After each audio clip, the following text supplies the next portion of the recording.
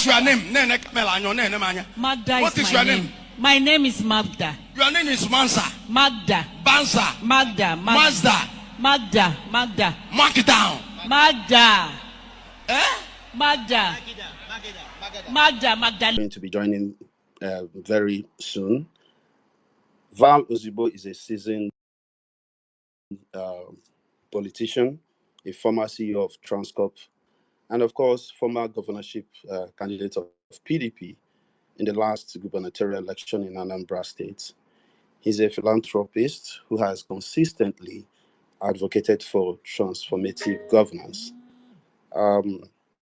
Fresh from his resignation from the party, Labour Party, Ozigbo now seeks to contest for Anambra State's highest position to become the next governor of Anambra State. So today we engage him in a no-hold-barred discussion about his vision, his policies, and of course, whatever he has for Ndi Anambra. So it's going to be a very rich conversation, trust me. So if you are here, if you know someone who's supposed to be here that's not here, do let the person know.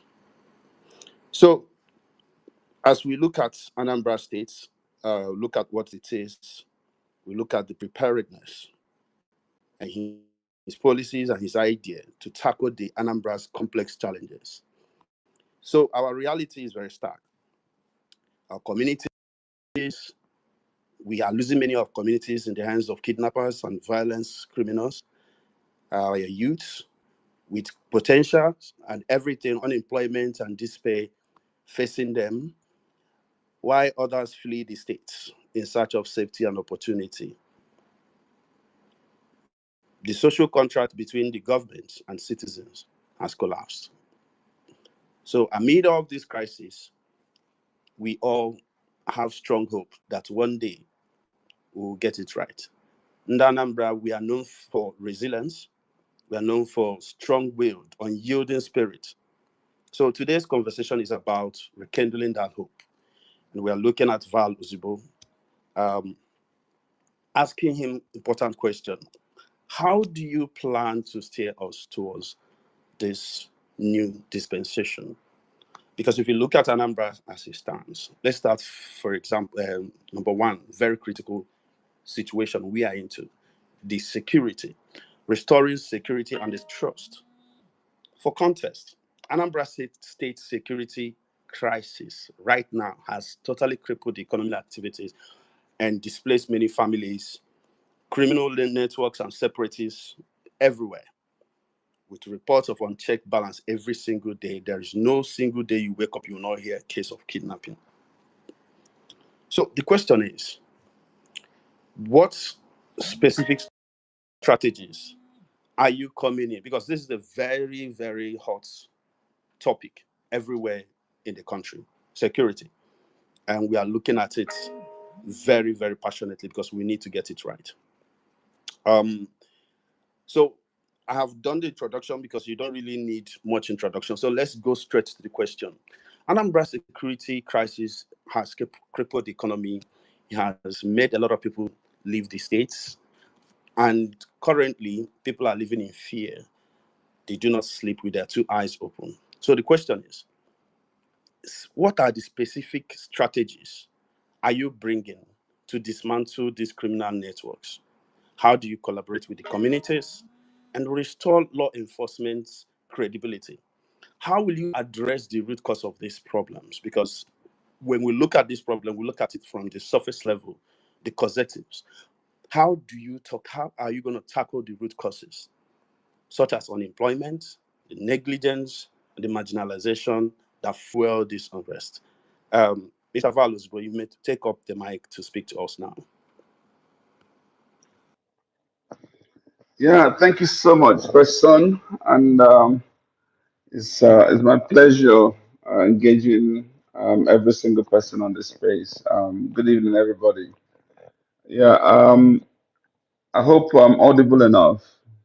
Very audible. Thank you. Now, I'm going to say two things before I come to your question. First is there's a trending news everywhere. So I can't come on a space when I am on the and I'm the subject matter in a lot of conversation going on an issue. So I need to first of all clear that quickly, and then secondly, I will talk about the importance of who before what, before not deal with the what. So the first thing is today, this afternoon, a few hours ago, I I was in a meeting with the state executives of Labour Party in Anambra State. We had a meeting at Oka, and there I took time to address them on many issues we've been dealing with on the party platform, both at the national and the state level, and express my gratitude where I needed to, and my disappointment where we have failed to do the right things.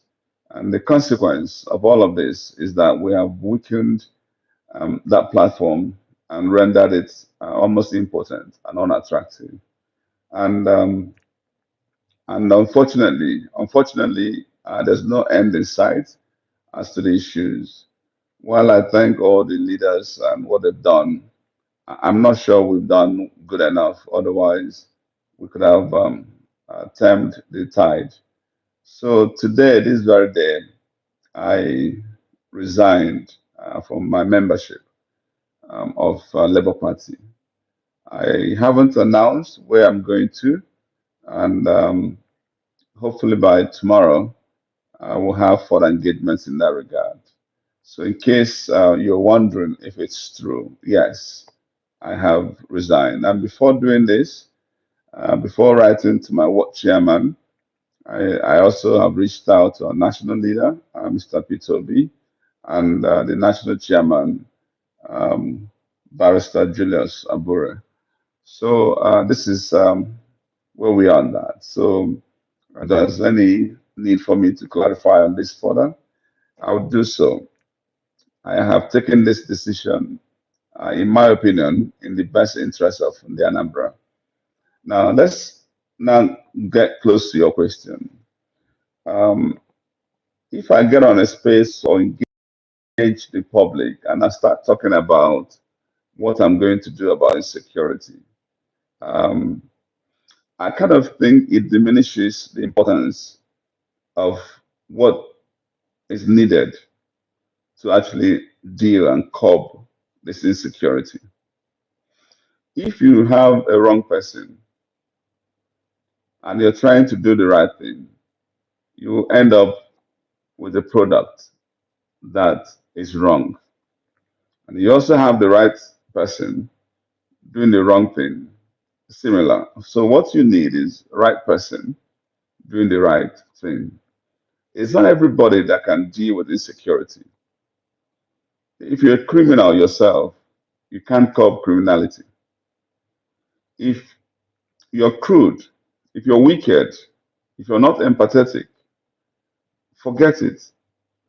Life has to matter to you before you can start talking about what you're going to do about insecurity.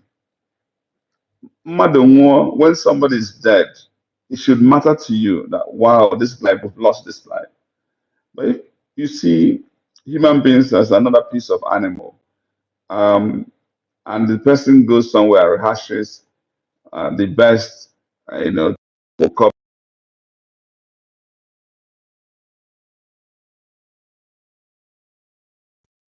That is the point I'm making here.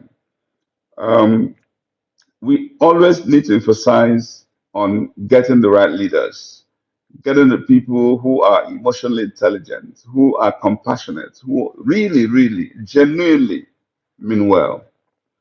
And the moment you jump into manifesto, agenda, vision, and all of those stuff without talking about the who, you get it wrong because you simply level everybody. So if three persons are here and we start come, you might even see the wrong person giving you the best things on what to do. But guess what? When it gets there, is it going to do it? It's not going to do it. And that's why when we were in the last campaign, Big Brother then, I call him that because he's way older than me, will tell everybody about Africa, Dubai, Taiwan. And some people actually jumped into the fray. Today we are begging for not even Dubai, not anything near that. Just give us Asaba or Aba. So please, I'm talking to Ndi Anambra here particularly to say to you all, I beg you, it is far more important to find the right person first before we're not going to what's he going to do. In fact, sometimes, even if that person doesn't know everything that's needed to be done, but is a good listener, and he means well, you'll find that he'll pick up, you know, the lessons, listen to people, the right persons, take the right judgment call, and would navigate through to solving that problem at hand. Now let's go to this issue of insecurity. It's our biggest dilemma, biggest problem today in Anambra State. It's really unfortunate. And I've done a lot of things in this regard. I've done videos, at least 3. I've gone on TV. I've written on my social media handle. I have taken firm position on this, on almost every aspect. And I've even gone to eulogize, the initiative that is going to cut across the entire Southeast. So I feel that there are various aspects to this.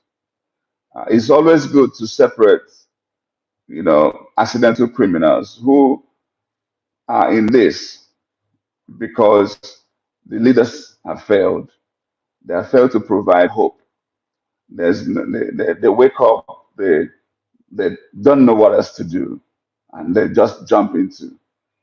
In that regard, we've got to also um, basically rev up the economy, make our place more competitive as much as possible. Of course, curbing insecurity is part of it. And that raises the momentum for the private sector to create jobs. And when people think that there is hope for them, a lot won't jump into criminality. But there are also people who you know that even when things are going well, they are criminals from birth, and and particularly because guns have gone into wrong hands. And some of these, by the way, are people that politicians will use for the nefarious ends. And by the time they get to where they want to go to, they wouldn't know how to disarm those people. Guns are entered wrong people. And the same happening even those who are agitating. There are actually genuine agitators who wouldn't want to waste blood, but also criminals who hide under the arm of agitation. And guns have entered their wrong hand. And once you're inside the bush, what do you expect?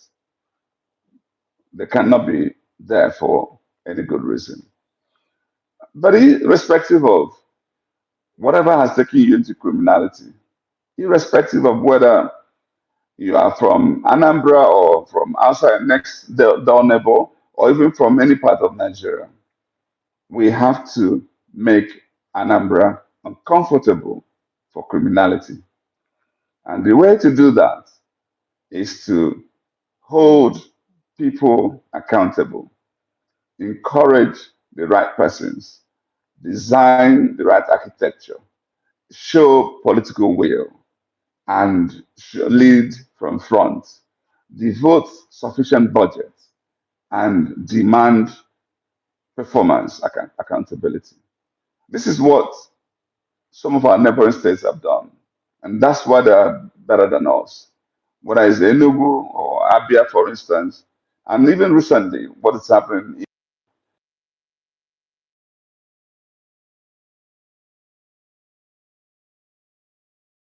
unfortunate. I met with one of the governors, and he shared his own story.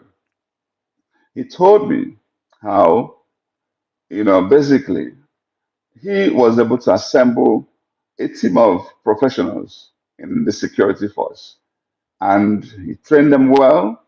He actually, explained the details of the training that they went through, and armed them well, equipped them well, trained them well, and now demanding accountability. So whenever these criminals would strike, they will unravel the case and get to the end of it. The first one, they got everybody involved, including their kingpin in Lagos, got arrested. In the second case, it happened. What do you think is going to happen? They start running away from that particular state. And what are they going to do? They look for the weakest state. And that's why almost all the bushes in Anambra have become camps. Every part of Anambra, none is safe. Not in the Anambra South, not in Central, and not in North. So, in fact, more and more, just more recently, we are actually seeing some movement, some motion without movement. That's what I call it. Governor Soludo waited for first year, second year, third year. He couldn't do anything. He couldn't even deploy resources. I've been asking, what was he doing with the security votes? Because I've discovered everybody. I've gone to the army, I've gone to DSS, I've gone to police, I've gone to civil defense, I've gone to the hunters, and even the vigilantes. They are not being catered for. No vehicle, no tool for 3 good years. The governor in Edo, it didn't take him up to 100 days. Look at what he did. Why did our governor wait for 3 years until the election year to start waking up? And then doing things in such a crude and cruel manner. Let me narrate a story, what happened to me on Saturday. Not to me, to my staff. We went to Onitsha to attend the funeral of the honorable member that was, murdered, who for many weeks they couldn't even trace until some of the people who came from outside. And there's even a very nefarious story we're hearing. That is, some of the people that were arrested for this, 2 of them have escaped. But that's not the story for now. While we're in church, the governor was in church also there. While in church, my team decided to take one of the vehicles, a bus, to go to Mbuka Obosi to get a spare part because there's a vehicle that they needed to fix. Upon getting to Mbuka Obosi, a group of boys, the ones they call Agune Chamber, whatever their names are, besieged these boys. 3 of them. One of them was wearing my T-shirt with my face boldly there, the logo of the party, and my initial, VCO. And then the other 2, responsibly dressed. They besieged them. And this bus looks like the bus that was used for an operation the day before. Before you know it, they started beating them up. Before you know it, they started demanding for tire and fuel to burn them alive. They started lamenting, if you kill us, our blood is on your head. I'm telling you what happened to me, to my staff, just a few days ago. When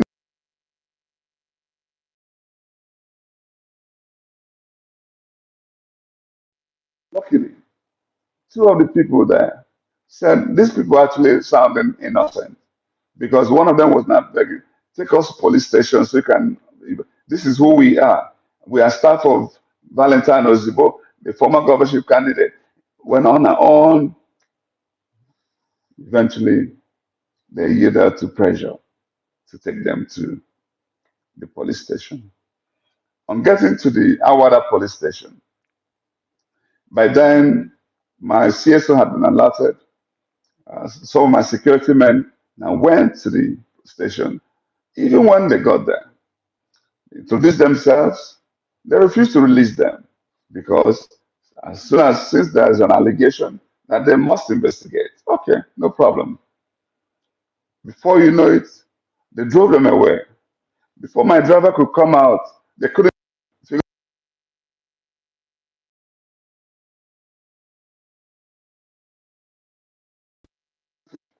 They said they were taking them to SARS in Okozu.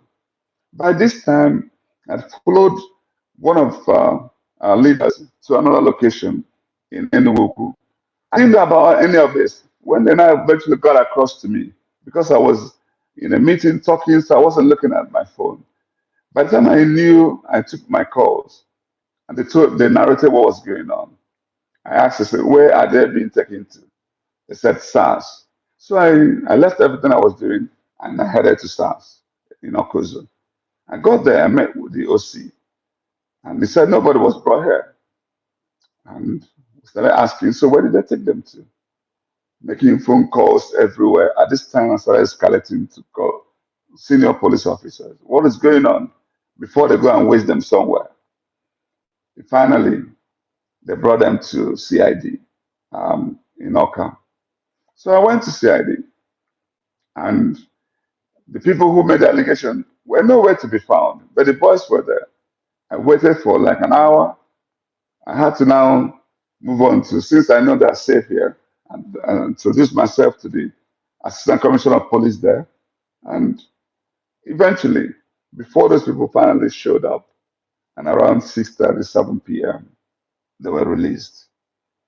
This is just to tell you how crude that the insecurity is being curbed, so-called in Anambra.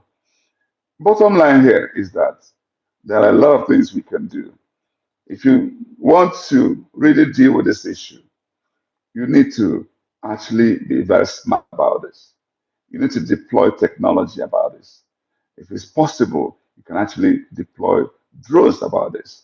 You need to monitor what is going on, and you need to equip the team. You need to empower them. You need to have people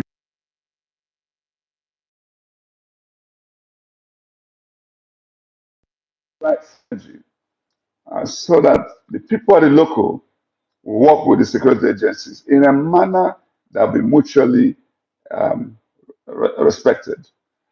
You know, what Peter B did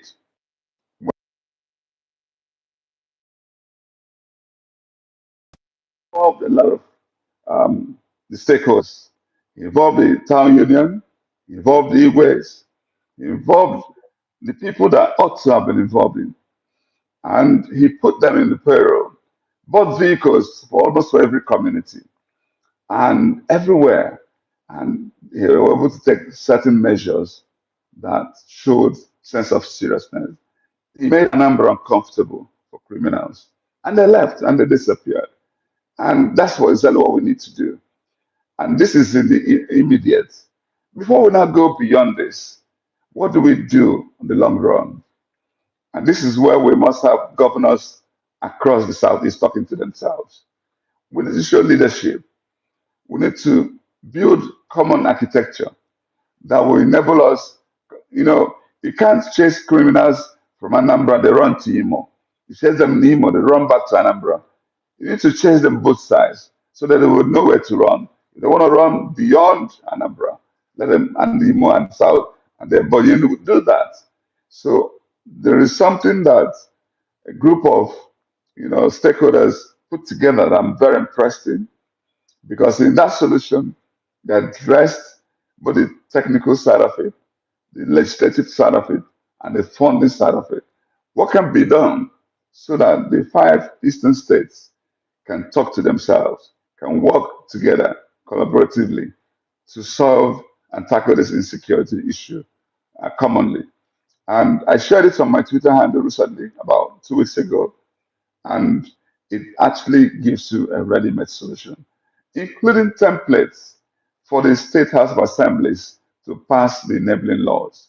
If the State House of Assembly in all the 5 states will pass this law, and the funds are deployed, and there's a proper team that will be monitored, not doing it the politician way, where they see conduits for stealing money. If you do it properly, I tell you, we need to, that's when we're going to be comfortable. But the starting point is this: who are driving this? There better be those who are approaching equity with clean hands. Thank you. There's a lot to say here, but I want to. I've been talking for long, so let me Yeah, pause so here. of course, there are a lot to unpack, especially, I asked you just one specific area and you have a lot to say, because that is a very important area we are battling with right now in Anambra State. Everyone can agree with that. But I will take this mic round so that we can have more people. We have a lot of speakers, we have a lot of people requesting. But if you cannot come up here, please kindly send your message using the hashtag Ask Ozigbo.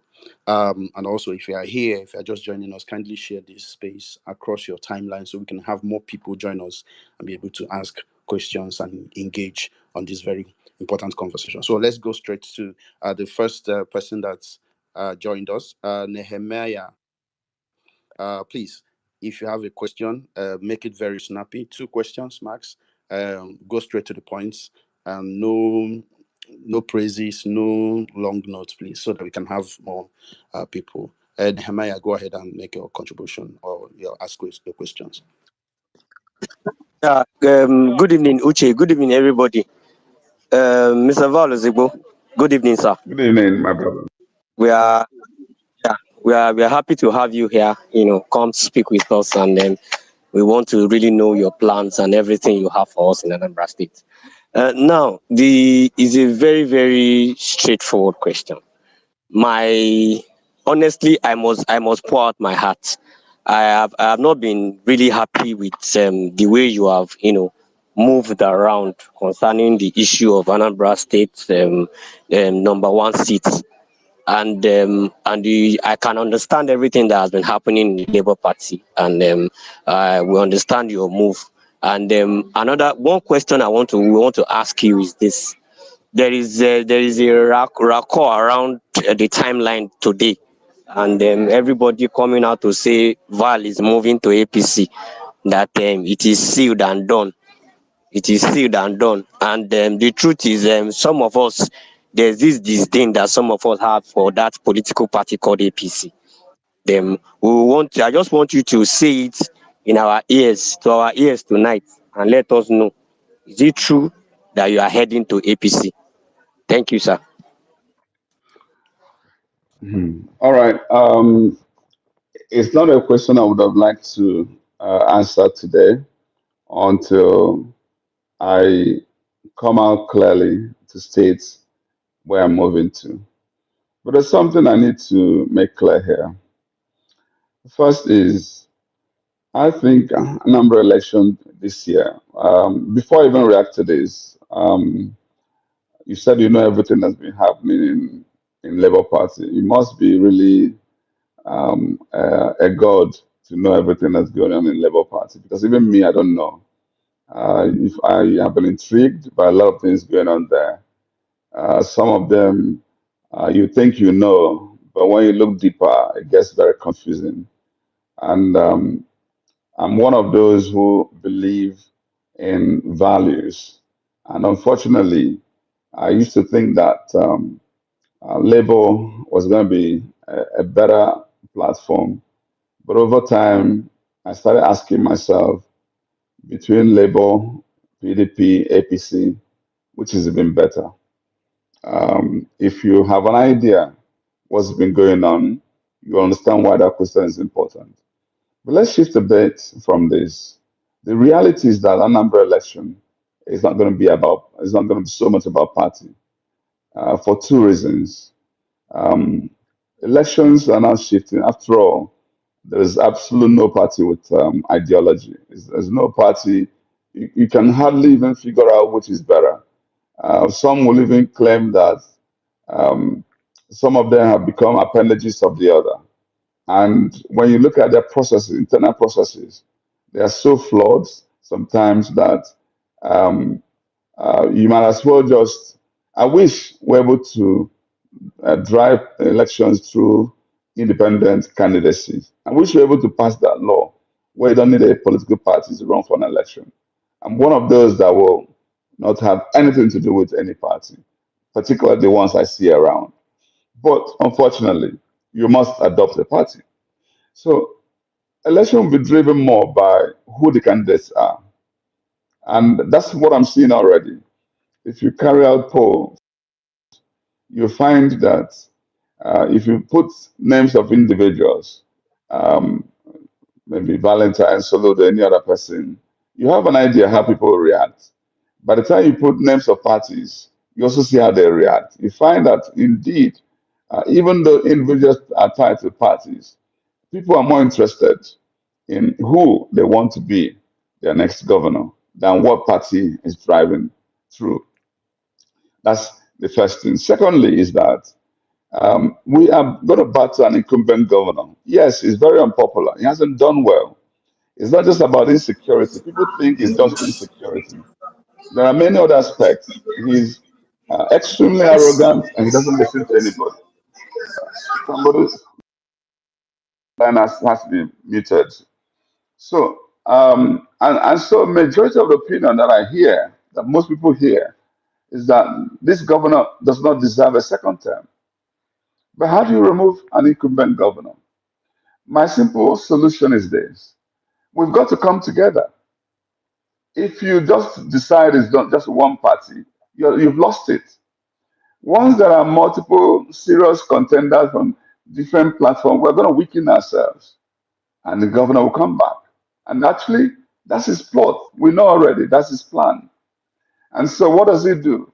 He starts to sponsor people in some parties. We're fully aware of this plan. We know what he did in 2021, and we know what he's planning to do here. Some of it, because again, I'm not God, so I'm not going to be privy to all the heinous and sinister plot they have. So here is what I'm saying. You need the ability to bring people and parties together. The beauty of what we're doing now is that I, Valentine Ozigbo, was the candidate of PDP in 2021 election. And so I still do have a lot of my loyalists in PDP. People see me as the most visible aspirant. In fact, people regard me as a candidate of Labour Party as of today, even though we haven't done primary. So I have my loyalists in Labour Party. If you look at what was happening in Abga between Soludo's camp and Edozie Njoku, all of those wounded lions in Abga would rather support somebody like me than any other person. So I have some loyalists coming from Abga. If you touch on APC, when Senator Ifeanyi was alive and running, he had a formidable team there. But after his demise, their simple philosophy is that their principal never wanted Soludo back. So what do? They look around and say, the only person they feel that has capacity to unseat Soludo is Valentine. So we're going to go and support him. So already I started building loyalists, even in APC camp. So what I want to become, by God's grace, is that candidate that will have the backing of almost all the parties. And therefore, it's no longer going to be, Val, which party are you running? Is the APC? Is the PDP? Is the Labour? No. Today, when I addressed them in Labour Party, I told them clearly, yes, I may not run on that Labour Party. I will not run on that Labour Party. But does not mean a Labour Party and my loyalists there will not support me in the other party that I may choose. So I have, by the grace of God, built the momentum that is required to win this election. A lot of people are saying to you, how do you ensure, knowing what this man is plotting, knowing how much money they are amassing for this election, how do you manage this fear that he wants to rig this election? Which platform can help to all of those conversations are going on? And that's why you cannot take away any platform out of the option. And what I've been doing is consult and engage. And honestly, I have to thank Almighty God sincerely because I have become the beautiful bride. There's hardly any day, 3, 4, 5 national chairmen of different parties won't call me and say, please come and take our platform and run with it. So it's no longer about, let's just jump into a platform. We are looking at how do we form the right synergy. And at the appropriate time, I'll make that decision known. So my brother, you have to make a determination. Do you want Soludo to continue with this impunity? Or do you want Valentine Ozigbo to come and lighten up Anambra and show true leadership? Because that's what I intend to do. And if you don't agree with that, it matters less which party I'm going to use because I'm going to build a synergy anyway of all the parties involved. Thank you. All right. So we have gotten that response, and I hope the person that asked that question uh, also got that as well. So let's go to Jack. Jack, if you can hear me, kindly ask your questions or make your contribution. Please make it very snappy. Okay, Uche, thank you. Mr. Val, good evening to you. Salute to you. It's good to have you on the platform to have this conversation. Okay, so mine will I will first off let me commend you for your very bold decision today. I mean, for some of us we saw it coming anyways. But I think that was a very bold decision you made today, and I'm hoping to see you make even a bolder decision in the choice of party you're going to join. I'll be rest assured that you'll get the support you need from young people um, that will definitely look at character of individual ahead of every other thing. But let me leave politics for politicians like you, sir, to deal with it. I'm actually more concerned about governance in Anambra. As when Anambra, there's so much talks about insecurity. Every other time when elections issues, conversations around election in Anambra comes up, the only thing you will hear is insecurity. I don't usually agree that we should actually leave, because I look at least other states in Southeast, right? And I see what they are doing. I'm shocked at the level of kind of conversations we are having in Anambra in particular at the moment, which has nothing whatsoever to do with development at the moment. Anambra, in my own opinion, is actually retrogressing, and this is even beyond the insecurity talk. So I want to ask you very sincerely, sir, top 5 things in your head, at the top of your head right now, that you would call priorities away from insecurity as regards to opening up Anambra for investment, and of course, people to be able to come and live. So I'm interested in that conversation. What are the top 5 things off the top of your head that would be your priority if you become the governor of Anambra State today? Thank you. Thank you so much. I usually don't jump into, first and foremost, Jack, let me beg you, don't leave politics for politicians. Because when you do that, then this second question you've asked, or this question you've asked, becomes mute and redundant. Because we are retrogressing because good people have left politics for politicians. And this is for us. Now have to come in and take charge. We have to show courage. We have to now make sure politics is actually done properly. That is starting point. Forget top five. What top five? If a criminal is in power, what are you doing with top five? How do we get right people in power? The Bible says, Proverbs 29:2. It is only when good people are in power that the people will rejoice. And so, let me tell you the irony of life. I find that wicked people are more strategic. They meet, they convene, they plan, they execute, and they're more proactive. And good men are busy being good, good for nothing. They don't come together. How many meetings have you seen? In fact, sometimes they begin to show even this selfishness that are good turns evil. Evil thrives. It's no longer when good men do nothing, when they also don't do enough. I am saying this because a lot of atrocities that happen in Nigeria that people get away with is because of the docility of the citizens. Half of what happens here cannot happen in Kenya, in Tanzania, in Tunisia, in Egypt. No, it won't happen. We try to show some signs of what can be done with 2023 election, but it wasn't enough. I think we need to go an extra mile in showing courage. I think we honestly, sincerely need to be more emboldened and more selfless. There's need for us to interrogate this statement you made first. We cannot leave politics to those who have plundered our future. We want good people to now wake up and say, you know what?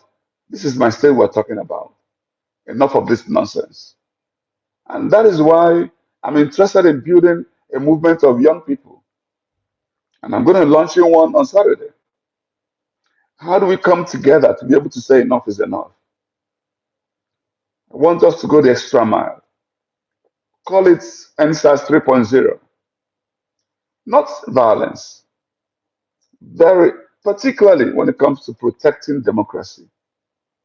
It is only when people have ability to put their own choice in power that those people they put in power can be held accountable by the people.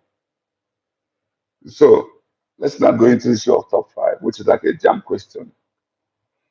See, when I visit foreign countries and I see how they've evolved, how they've developed, you find that it's not really about dealing with the symptoms that are actually the issues. I am, as a human being, as a person, particularly more interested in how do we ensure that wrong people don't come into power. Because I can come into Anambra leadership and actually do those top five things I can easily mention them 1, 2, 3, 4, 5 right now. But after I'm gone, a lunatic comes over, takes over, and destroys everything I've done. In China, they were able to, develop a system that has made it impossible, even as flawed as their own system may appear to some people. But they've created a system that has made it impossible for wrong people to ascend to power. What do we need to do? How do we push, if possible, electronic voting? Or however, we need to make sure that people are held accountable. And we can go into other debates about restructuring, whether we're even going to eliminate one arm of the legislature. There's a lot of things we can do to cut a lot of waste and make it more competitive. If you're now going to another point, which is about rule of law, rule of law is actually about consequence management. People must be held accountable for their actions. And so I want to, more interestingly, actually lead by example. I want where I office. Imagine that I lay the priorities, I engage people, I listen to them, and every month I publish how much has come into government coffers and what we're doing with it. The way we run PLCs, every quarter I go on investor call. I ask the shareholders, this is what I've done with your money. This is how much return I've made. And this is what we're planning to do the next coming week or quarter. Do you have any questions? If you run with that mindset, with that governance principle, you would challenge every other governor in Nigeria. They'll suddenly wake up. They won't like you because their own people start demanding for similar things to happen. And another thing that's important to me is what I call a culture of continuous improvement. How do we cut waste in a systematic manner? How do we also deploy tools to make sure that we challenge status quo? If you notice, all I'm mentioning here are the intangibles. I haven't mentioned road, insecurity, education, healthcare. These things are symptoms. If you don't deal with these issues at a basic level, forget those ones. You can get something done by accident. Now, what have I put together as my own way to lead Anambra State. I said, to deal with issues, I have articulated three ways, three governance frameworks to be able to drive Anambra to where we want it to be. Anambra where Chawapo. First is what I call sector approach. And that's where your question was coming from. What sectors are important? I didn't just sit at home and decide which sectors are important. I had visited all the 21 local governments up to 9 times, 10 times. And when I go, I listen to the people. What do you want from your next governor? And that's how you begin to find out that what the urban want may not be what the locals want in the rural communities. What the women want may be slightly different from what the men want. What the elders want may be what a younger demographic would want. What the students want may be different from what traders want. And you need to understand these nuances if you want to govern a Republican state like Anambra. And you have to first of all be the right person. I keep saying this. If you're not humble, you cannot lead Anambra. That's the starting point. And so, which sectors are important? You will know that, of course, security is by far the number one today. Deal with issues. When I visited a lot of countries in the diaspora, they would beg me, I beg, but when you enter there, don't even give us anything else. Don't do road, don't do water. Just make my town safe. I want to be able to come and move freely. There's a gentleman I flew in today with. He lives in Lagos, just Lagos. But he said he has not visited North here for a long time. We flew in today, and he was,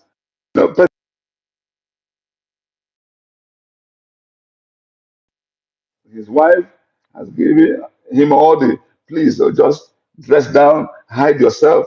Once you finish, just run away. Don't do. That's the kind of life we live today in Anambra State. It is horrible. So that's by far number one.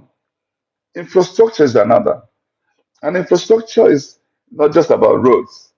Let's look at roads as just the basic. Well, what can we do at the state level, at the regional level? And that's why I'm happy with what has been done about the Southeast Development Commission.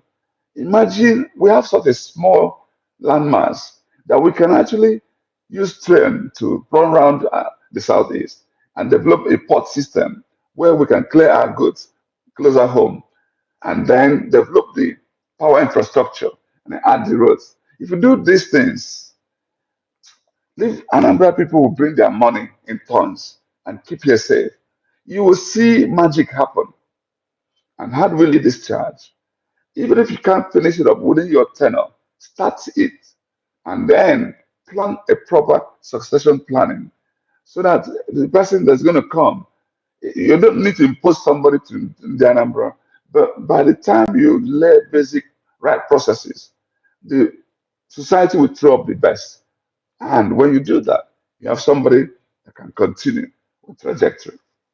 And we can touch on other important areas that particularly affect the youth of the Anambra, particularly technology. How do you deal with that? Of course, you cannot hide, you cannot de-emphasize the importance of human capital development. Education,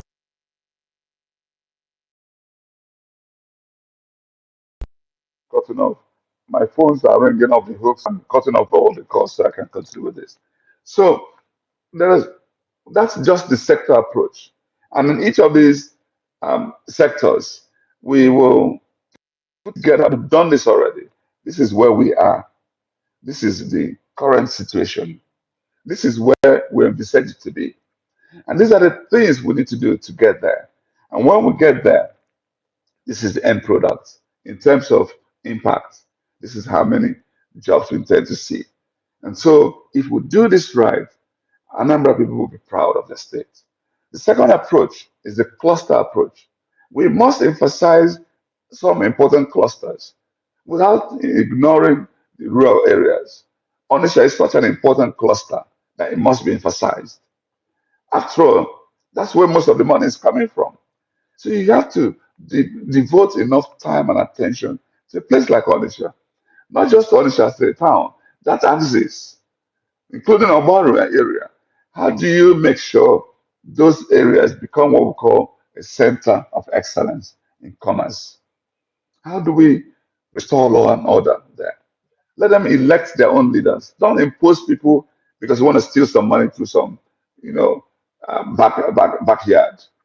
How do we ensure we even develop systems that work, not just some intervention systems, water system, port system, power system, bandwidth technology system? If you develop in those places, I would love to enter a house in Onitsha and open my tap and water is running. Can it not be done? Why not? And I've come to the third approach. But if you set up a proper team for each of the clusters and charge them, this is what I expect to see. Every month you're sitting like a board meeting to what have you achieved? And then you're bringing the center, you're drawing strength from the center. Because there are things you can't do alone as a state, that you can do regionally. There are things you can do as a region, you can do with the influence and power. Some people even have these connections with the center. They don't know how to use the connections because they have some other agenda they're pursuing. And apart from Onitsha, Nnewi is another important cluster for industrial hub. Oka is an important cluster as our state capital, and there you can develop our educational and healthcare institutions. Omambala is an important cluster for agricultural processing, and you can develop the tech hub somewhere else.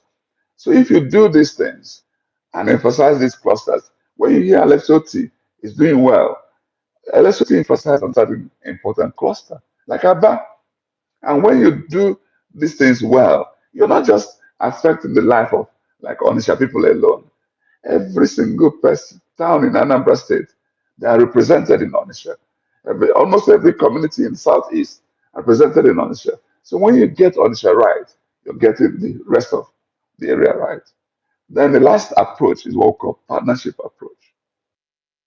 Just imagine that I say to Ndi Anambra, and we're going to be methodical about this. And we're focusing on just four areas for this partnership: road, security, education, and healthcare. Just these four. Identify how you want to partner with the Anambra. We want Anambra money to work for Anambra. We can't claim to have the highest number of billionaires, and there's no impact. We can't be having people celebrating how many Rolls Royce they have in their garage and what the type of 30 years Glenfiddich are drinking. Let's celebrate them by the impact that they're making in their communities. And so we're going to be very methodical. If I come to your town and you build 1 kilometer road according to the design and spec that the government wishes, we will come to that your town and match it to an equivalent either 1 or more kilometer of roads. And we will announce it to the world. We are doing this because of this person who has deployed his own personal resources to do this. And so that we want to do it in a place like Ogidi, so that people get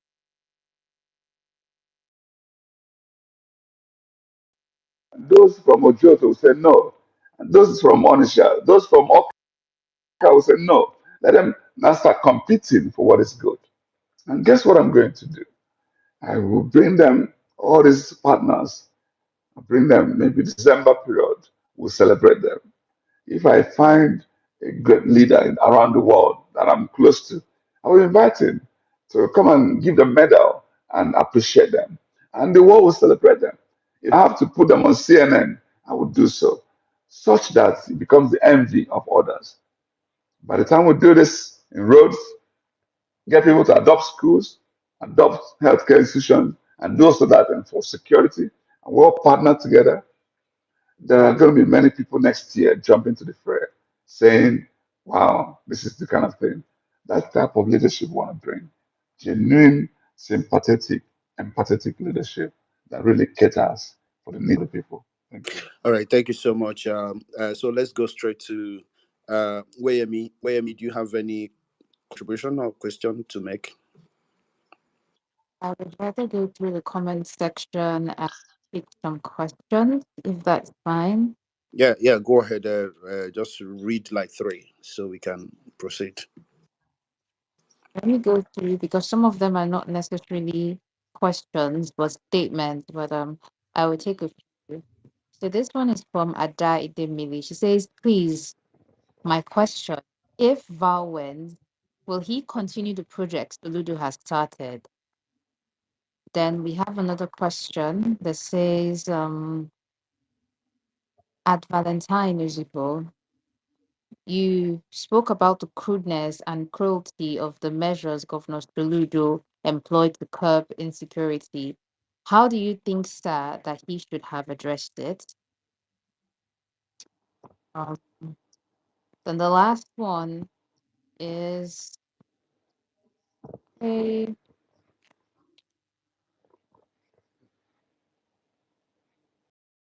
let me just take Okay. a bit of a. Okay. Let So me. this one says, Anambra people witness unprecedented development under Valentine Ozigbo. Let's give him our support and be proud of our state for once. Okay, so that's it. All Okay. right. Thank you. So Let me before we just take take the that, first one about. all right, go ahead. Okay.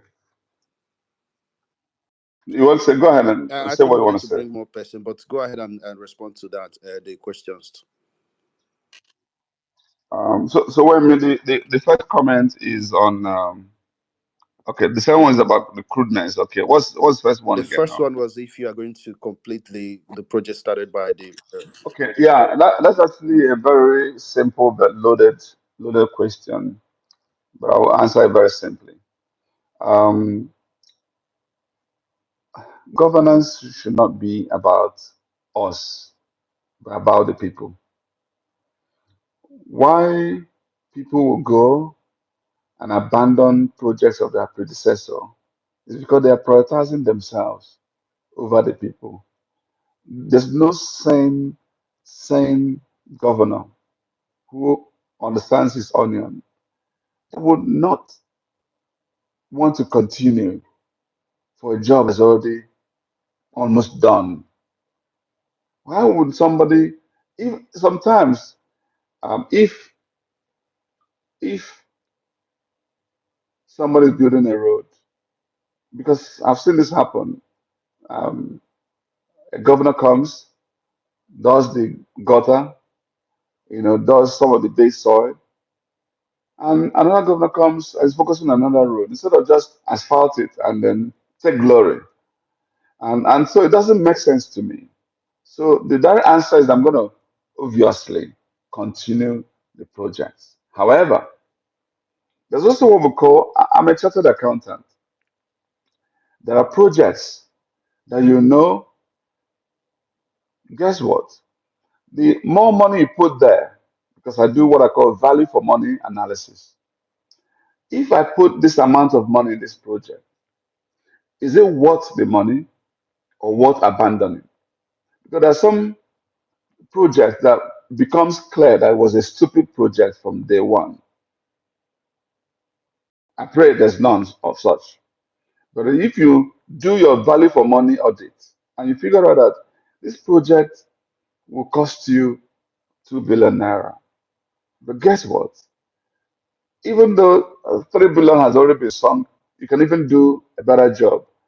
And I can find a genuine, creative way of continuing that project without necessarily putting government money in it. I hear somebody talk about building hotel, five-star hotel in Anambra. It's ridiculous as far as I'm concerned. I'm a hotelier, that's my field. And why can't he create a partnership or enabling environment for a private sector to do the same hotel? I actually could have built an airport in Anambra without Anambra money. Why don't I attract people? Guess what? When Anambra Airport was even conceived, some Chinese were meant to put money in it and build it under certain terms and conditions that must be properly negotiated, not also the one that will end up giving a birthright to foreign countries because we're stupid and silly or greedy.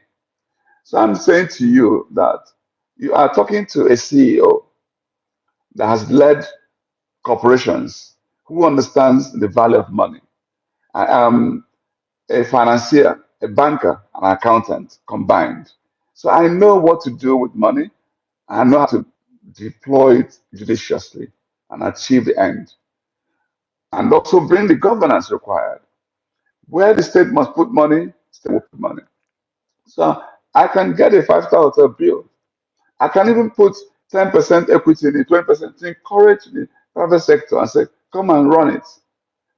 We all know how government runs businesses. Most times, if you build a hotel, you're still going to be the ones funding them, paying salaries, because government really doesn't run. And well, priorities are important. How can I have insecurity and I'm building a hotel? That's ridiculous. Get the place safe and sound and allow Ndi Anambra to build all the hotels you want in this world. If you want a particular brand or quality, you define it clearly. You go to the right persons. I can phone call. I can get Hilton, Marriott, and Co. into Anambra because they were my partners. And when we do that, and we will take our limited resources to areas of importance.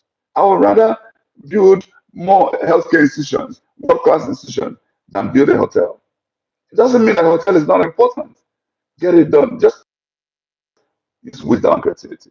So I would obviously like to continue, provided those projects make sense. Thank you. Okay, I think that's the second question. Let me now react to it, which is about the crudeness. Obviously, I mean, you really have to be wicked to be crude.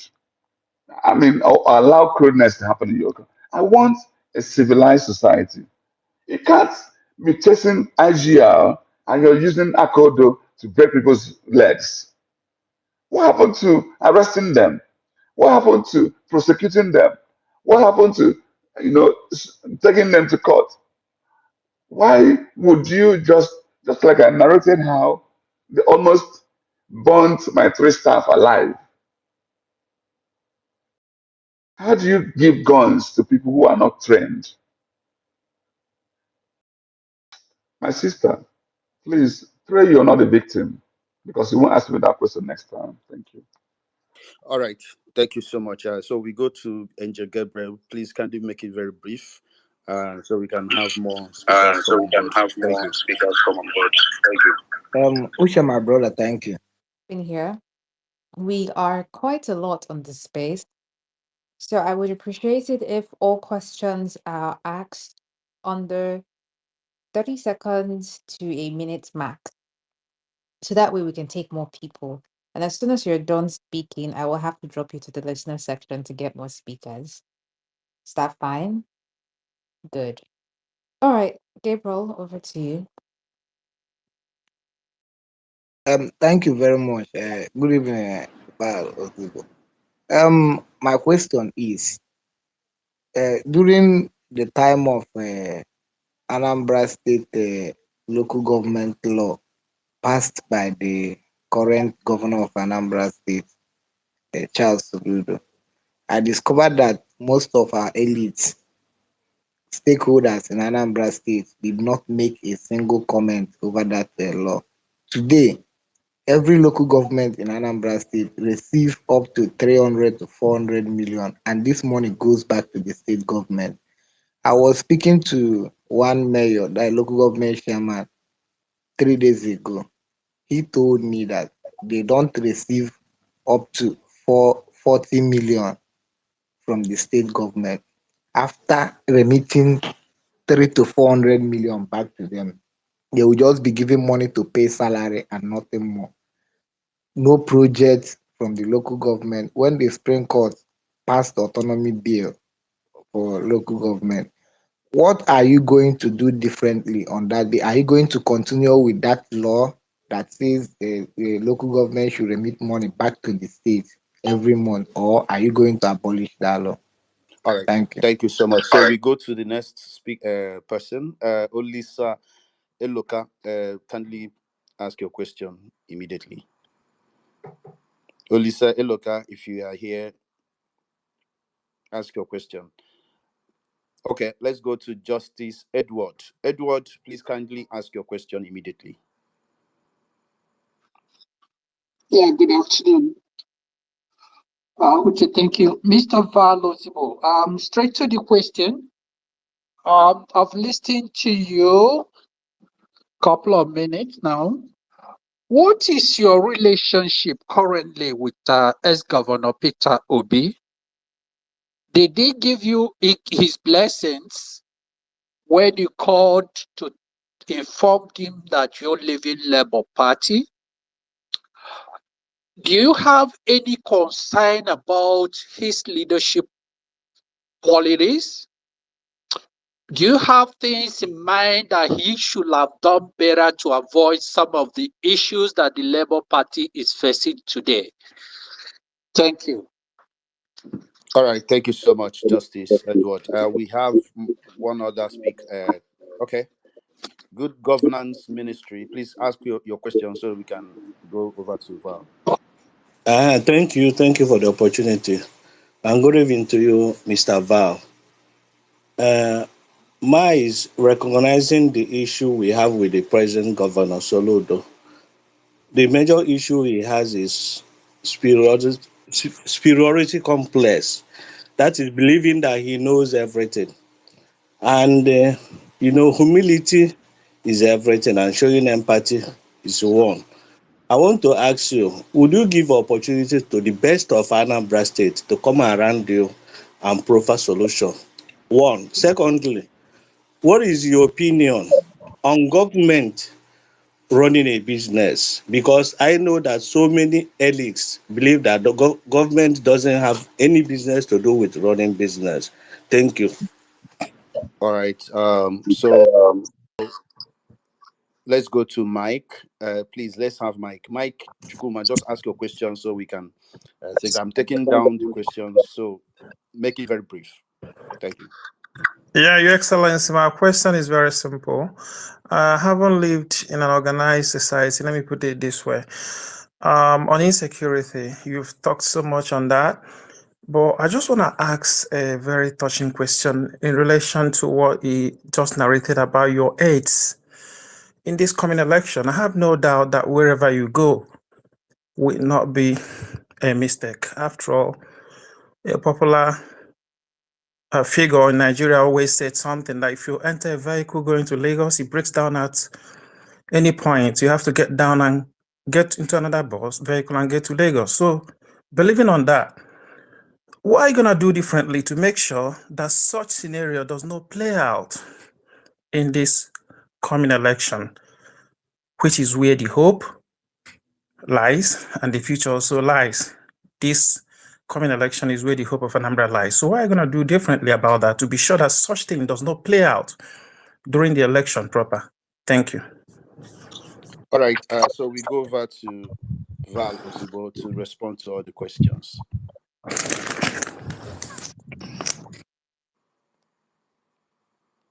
Hello, Val. Can you hear me? Yes, I can hear you now. All right. Thank Do you. Thank you you very have all the much. questions? Um, Yeah.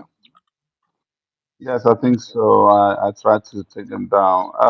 The first one is from Gabriel on the local government law. Yes, it's actually funny what happened during that period. Not just the law, not just even the election itself, and Soludo becoming lawless by challenging what the Supreme Court has put out there, and which is still being litigated upon. And so I obviously spoke about this. I spoke out in disagreement with everything he was doing during that period. But this was when I started noticing the issues we were facing in Labour Party, and it was really disheartening. It was really terrible that, like what I put it, you go into a bush to hunt with some friends, and then suddenly turn to you and say, "Oh, your leg is actually looking like that of the animal." So before you know it, so some of our people were actually the ones even encouraging Soludo or saying that we shouldn't participate in the election or saying all kinds of nonsense. Some may have good intentions in saying what they're saying. There was never a synergy. We couldn't sit together and take a position. And I kept pushing for this to happen. But because of some other sinister move they had in mind, um, if I would convocate such a meeting, it would appear that, oh, I've been coronated. So, no, no, no. So my voice should not be heard, should be diminished. And enough of the past. What I'm saying to you is that I'm totally against it. And so when I get into office, I am a believer in the fact that if we actually take our state, local government must be allowed to function and allow them, in fact, get them, get the people in the locality to hold their chairman and other leaders accountable. Let them, you can actually mentor these leaderships and make sure when there are elections that the processes are proper to throw up the right people. If you allow the people to genuinely elect their leaders in a free and fair and transparent manner, and not it must be from my party, it must be my loyalist, it must not be if you bring all those division, which is what Sudan has done across Anambra State, down to even PG elections. It had destroyed many homes. It were the same thing. If you're sensed to be on the other side, you are marked for destruction. And this type of approach is hurting us.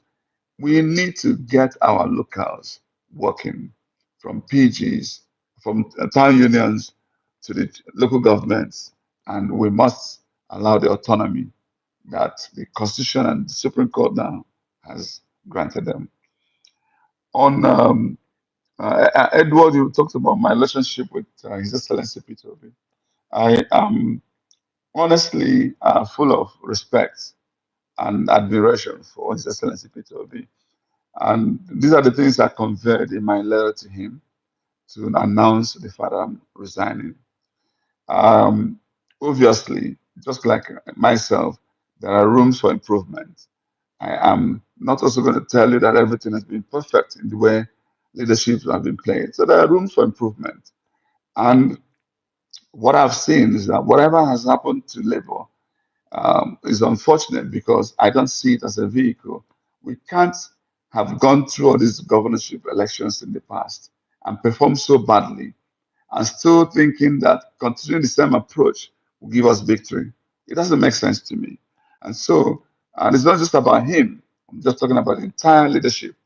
So we, both elected members and non-elected members, we need to be on the same, on a different direction. But I wasn't seeing it. And I don't have the time. If I have 3 more years before the election comes up, it's okay. Maybe we can fix it next year. The Anambra election is here. In fact, primary is next month. And we've not even held a meeting to think about how to fix what is going on.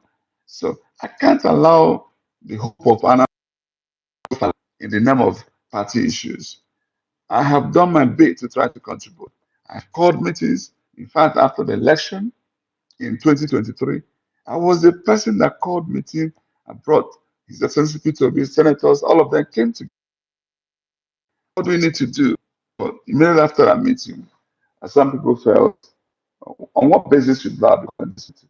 Is he already the candidate? Why should anybody answer?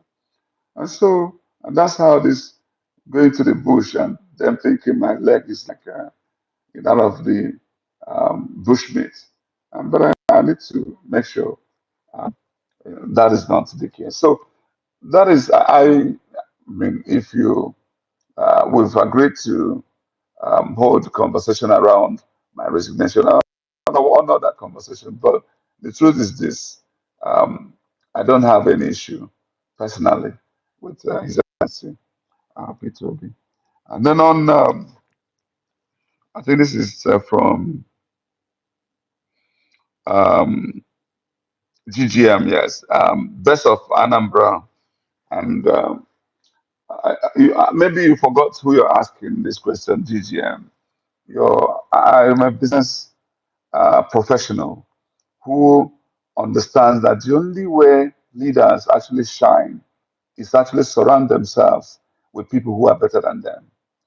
But in politics, I don't know for what reason, leaders prefer to put people who are yes members, who are just anything they say, they jump at it.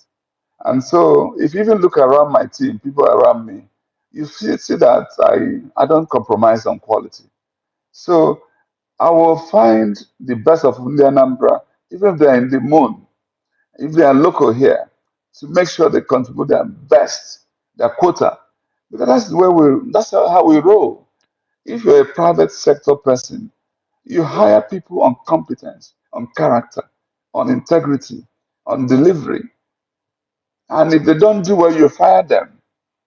Performance driven environment. And that's why I emphasize on Kaizen. It's all about performance driven environment.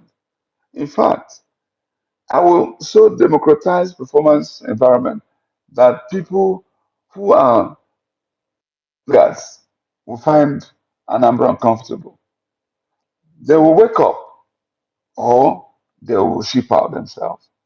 Imagine I go to a school system, and I want to even introduce Best Teacher Award. I want the students to be able to anonymously vote in every school who is the best teacher, who is the worst teacher. Just the naming and shaming will make, if you're a worst teacher this year, you don't want to be the worst teacher next year because you know the consequence. Whatever you're doing, wake up.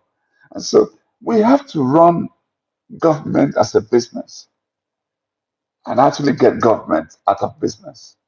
So that answers your second question. What government is meant to do is to create the enabling environment, support private sector.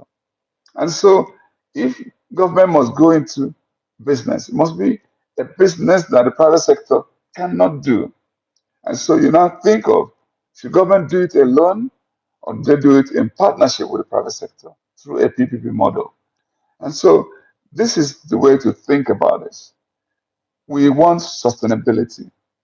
A government person must know that even if you're a fantastic leader, that you may be succeeded by a person who is not as fantastic.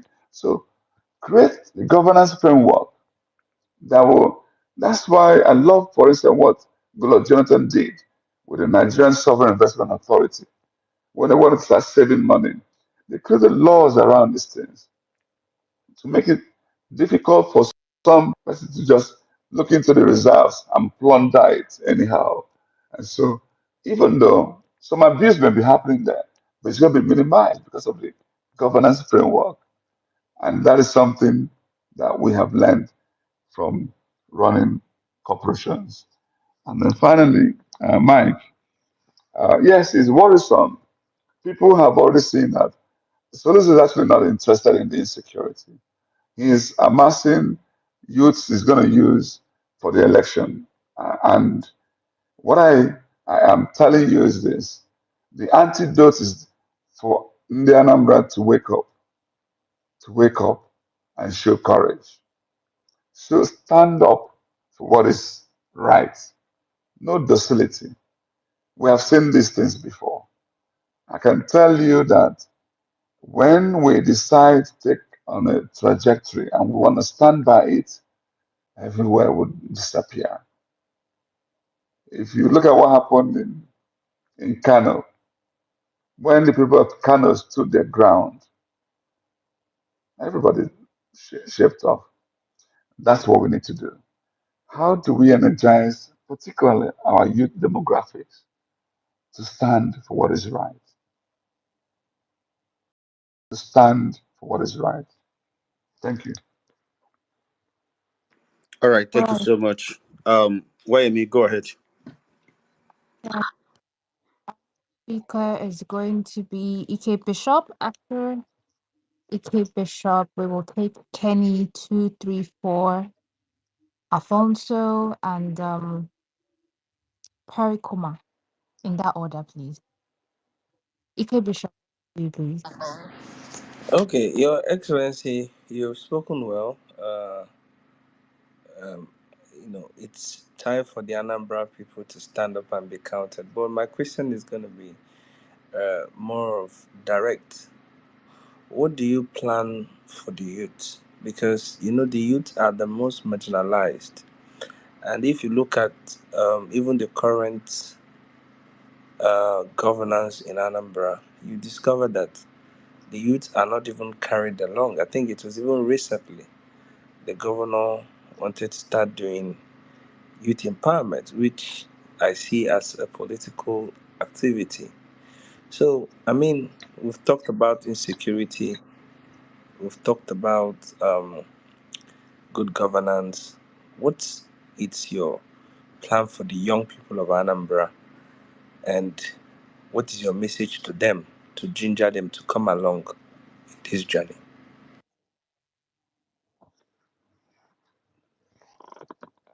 All right. Thank you so much, Bishop. The next person, please. Yeah. Thank you, Anambra Person, and thank you, Valentine, for coming to listen to us. In America, where I live, currently live, immediately after election of any immediately after any election, another election have already started. That's how I've known it since I've been here. It's 9 months to, I believe, 9 months to November election. I have not seen much movement on your side, and we are talking about Soludo that is amassing the wealth of the state. We're talking about APC that is making, trying to put Anambra in play today. So my first question is, how do you plan to raise money and to face these two political heavyweight in terms of money, not because they have money, but the other one is coming from federal, the other one is coming from state. So my first question is, how do you plan to fight these two powers that is coming to force? And the last question is about tertiary institution. I've spoken about it on space a lot, because I've watched what China did with tertiary institution. That is education that belongs to yesterday, today, and tomorrow. Even more than the kind of the regular education that we have today. So, what's your plan on tertiary education in Anambra State? Thank you. All right. Thank you so much. Uh, Yeah, yeah, I'm the person, right? Good afternoon, good evening, Dr. Val, His Excellency, Anambra Person. Good evening. Wayne, thank you very much for the opportunity. Yeah. Let me try and be as brief as I can be. Yeah, Val, I remember telling you in the last space with Kunie Media that I will actually support you, but at this point, I'm very much in doubt. But for two obvious reasons. And looking at your chances, I don't know. I don't know on what ground, and I don't know how I'm seeing it. Secondly, um, please, I really want us to know because what platform are you going to use to run in the next election? Because I really don't want it to be something, and I would prefer you give us direct answer because it will help shaping some people's decision. All the rumors everywhere. Are you going to PDP or the other people said it's APC or a new platform entirely? So that those of us who have decided to support you will know what to do. Thank you. All right, Pericoma, go ahead. Ndubanya Kanemo, no. Val, we've heard all you said, and we are grateful for this platform. 2023, you were visibly present in the presidential election, and many of us believe that the votes weren't counted. Now, this is an election that is coming up. We need to know clear plans of how you're going to make our votes count. Makana, ọkwa gị na-ekpere mana emekọ ihe, asị kwuo eziokwu. Nwoke clear 21 out of 21 local government election. It is it is not an easy feat. He cleared 21 out of 21 local government election, and we know what his plans are. So you've mentioned that it's not security outfits that he's recruiting. That is more of talks for the elections, which is personally what I believe, because you don't come in the year of election to start making all these drastic changes and think that people are not seeing what you're doing. So what are the plans for you to ensure that our votes are counted? Because the ideas are good, but then we need to get there first. And then the second part is Biko Hello. um Amaram APC. I'm hearing rumors about APC. Onye si Biko Amaram ka m esi Gwanem Yatunyele APC. Amarokwam Kamisikon. And you're saying we should come out like we need to take charge and defend our votes. Omoya Putanobalo APC or okay, defend their votes. When you check it why or no APC, because check it why I'll go call him no. All right. Val, good Thank you evening, so much, my Pericoma. brother. This is All right, so this is how this space works. Unless you're spoken to, don't unmute your mic. Just because you're on the speaker section does not give you the right to unmute your mic and start speaking. When you get on the speaker section, I or Uche here will call for you. Then you unmute your mic and then you speak. Now, before I hand over the mic to Uche and Mr. Val, I will go through the comment section again to gather some questions. And this one says, I believe this question has been answered. This one has also been answered. So let me look for something new. So this person says 21 out of 21 will be repeated again. And this one says, we support our Ozigbo. It's not about party, it's about grabbing power. And this one says, let's be honest, our beloved St. Peter Obi failed. No. Okay, this one is more Peter Obi related. I don't think this is the best place to answer that question. Okay. Okay, these are more statements. And this one says, for all these lofty ideas and aspirations for Anambra to come to fruition, the election must be won by November 8th. How will that be done given the last experience? Okay. Another one says Val confirmed talks on coalition last month on Arise TV. Is it going to the party that would be the umbrella of the coalition? That's the question from Ike. And this one said, what are your plans for the economy across various top sectors you have identified that would bring change? And what would be the outcome of that change? I think that question has been answered. And this one said, election will be driven more by who the candidates are, but the party will control lots of what will happen after the election. We know that that APC very well. No good comes out of it. All right, this is coming from Royal Inc., who happens to be on this space on the speaker section. So I will give you opportunity to speak right now, so we can go to Val immediately. Do you have anything to say, Wayne? I do have a question.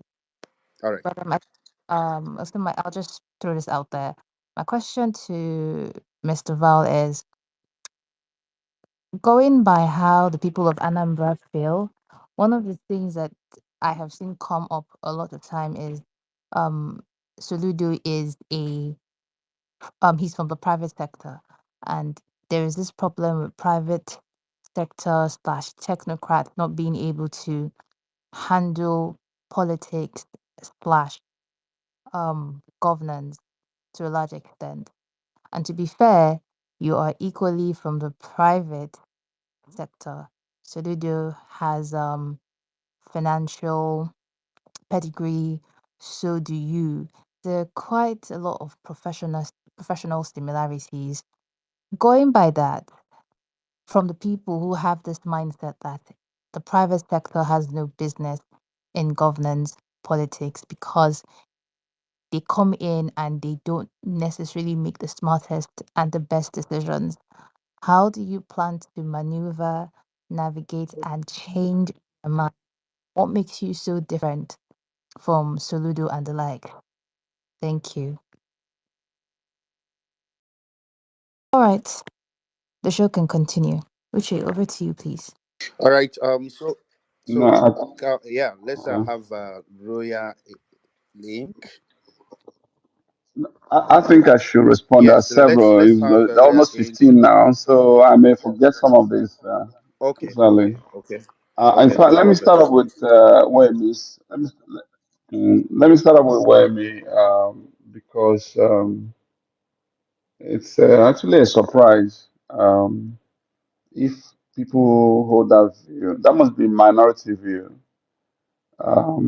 Because the general view is that is the private sector has always done well everywhere in governance.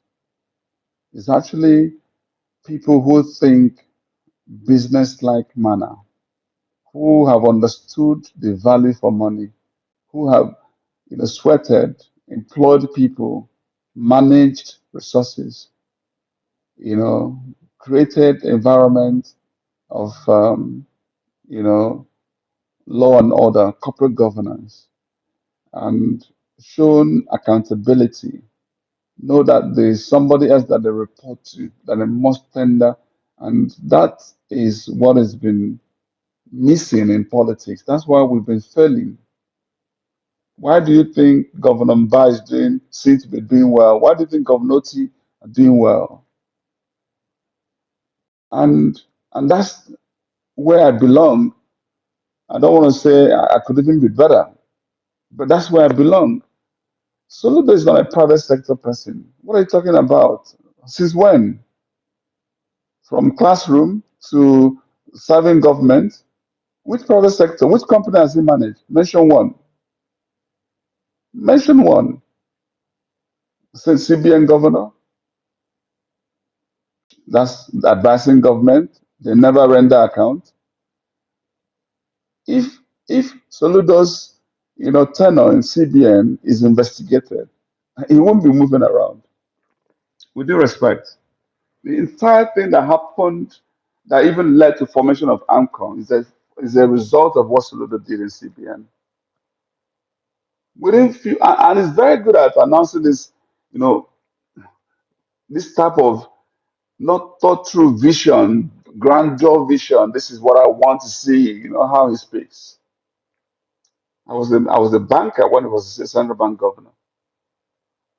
If you can raise your capital to 25 billion, we're going to allow you to manage Nigerian reserve. What happened? Banks started killing themselves and doing some shady things to enhance their reserve. Some would give a loan facility to a friend so they can use the products of that facility, the proceed, to buy the shares in the name of, oh, my shares are 10 naira.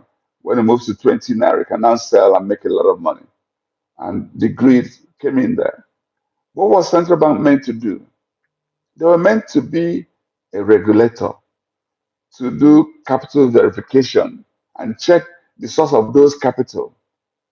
But once you sort them out, they will sign your certificate. Oh, this bank has crossed to they'll celebrate. How did they cross?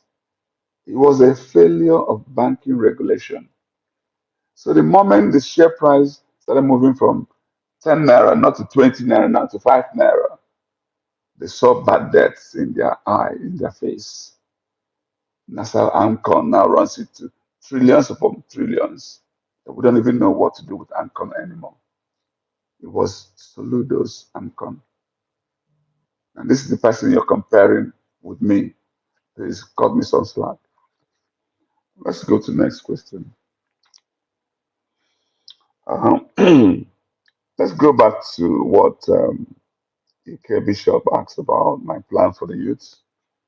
I honestly, I've always been tagged the king of the youths for different reasons.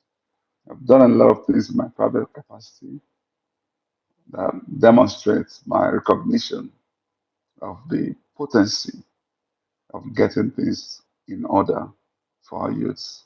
What is about the mentorship we provide, the lessons we share, the funding we provide to empower them, the way we manage their talents and creativity and the things I do in that regard, whether it's acting, singing, and me invested in the entertainment industry, or my venture into sports, becoming the biggest promoter of freestyle football in Africa, or even in the church, leading the unusual praise and stuff like that.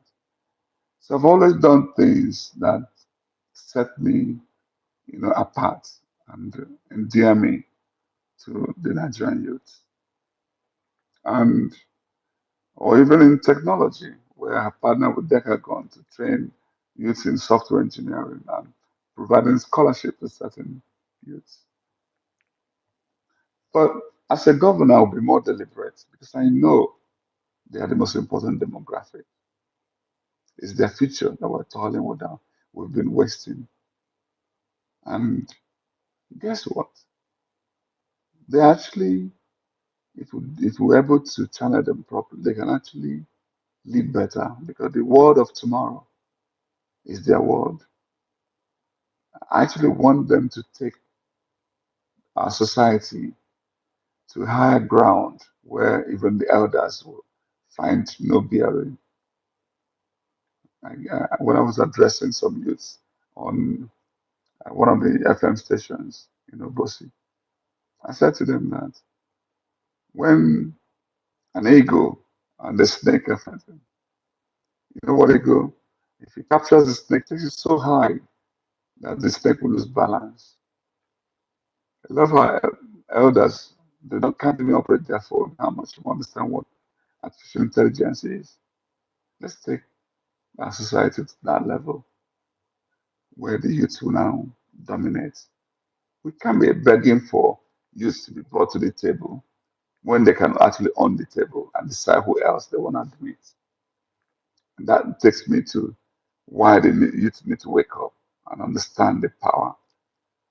What happens in 2020 with NSAS is a big lesson. What happened in 2023 election is a bigger lesson.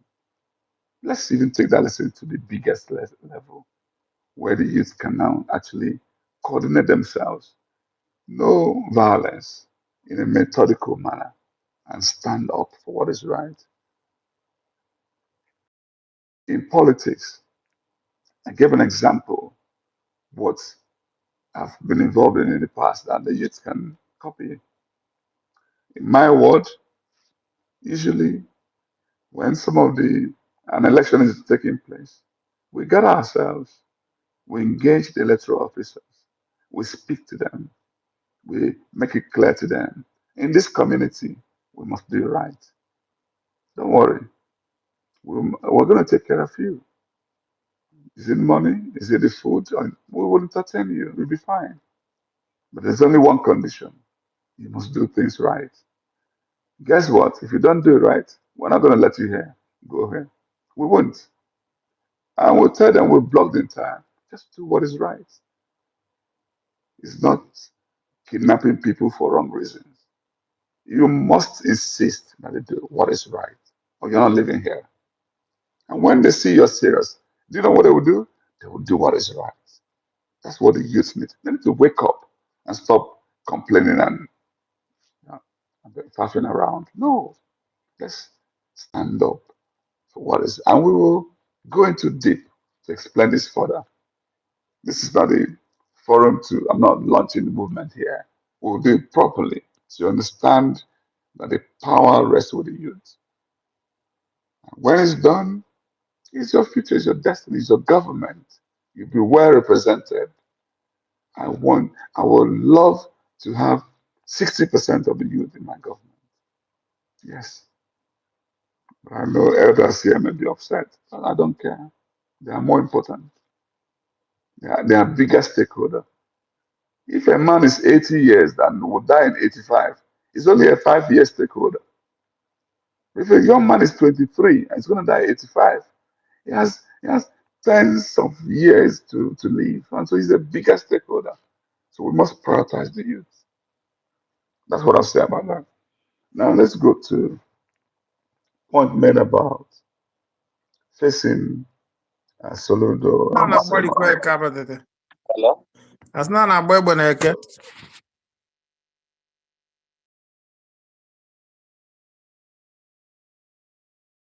Please go ahead.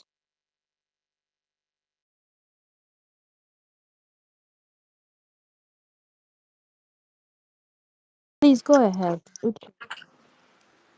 Yes, hello. Okay. I was already talking. I didn't know I was muted. So, I mean, this interjection is very interesting because, again, it just demonstrates the kind of society we live in. And I'm going to care about it. So, we just live in fear. About it is at the center of Anambra. It's not a border community. It's not where they can just hide and disappear. This is so. These guys are so emboldened because there's no check. They don't they, because we're not serious. We allowed Alo Obafo things we're doing now. We actually should be doing better, and things we ought to have been doing 6 months into office. Why did we wait until these guys made became landlords in Anambra? What were we thinking of? Anyway, so the next question is on, you know, how we're going to face Soludo. And a lot of people say this that um, I haven't done enough to show um, opposition. Sometimes they say this out of genuine concern, but sometimes they also say that of ignorance. I say this because they assume sometimes I've become a candidate of a party. Everybody was expecting that it's a no-brainer. Val is already a candidate. But I wasn't, and I am not. And guess what? I was doing things I ought to be doing. Nobody has spoken against Soludo in Anambra more than myself. I've done videos, I've gone to interviews, and I'm not doing it because of personal issue or because of politics. Because I believe we must hold governance accountable.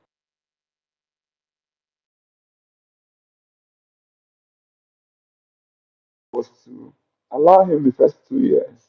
I made it clear. I don't want this man to think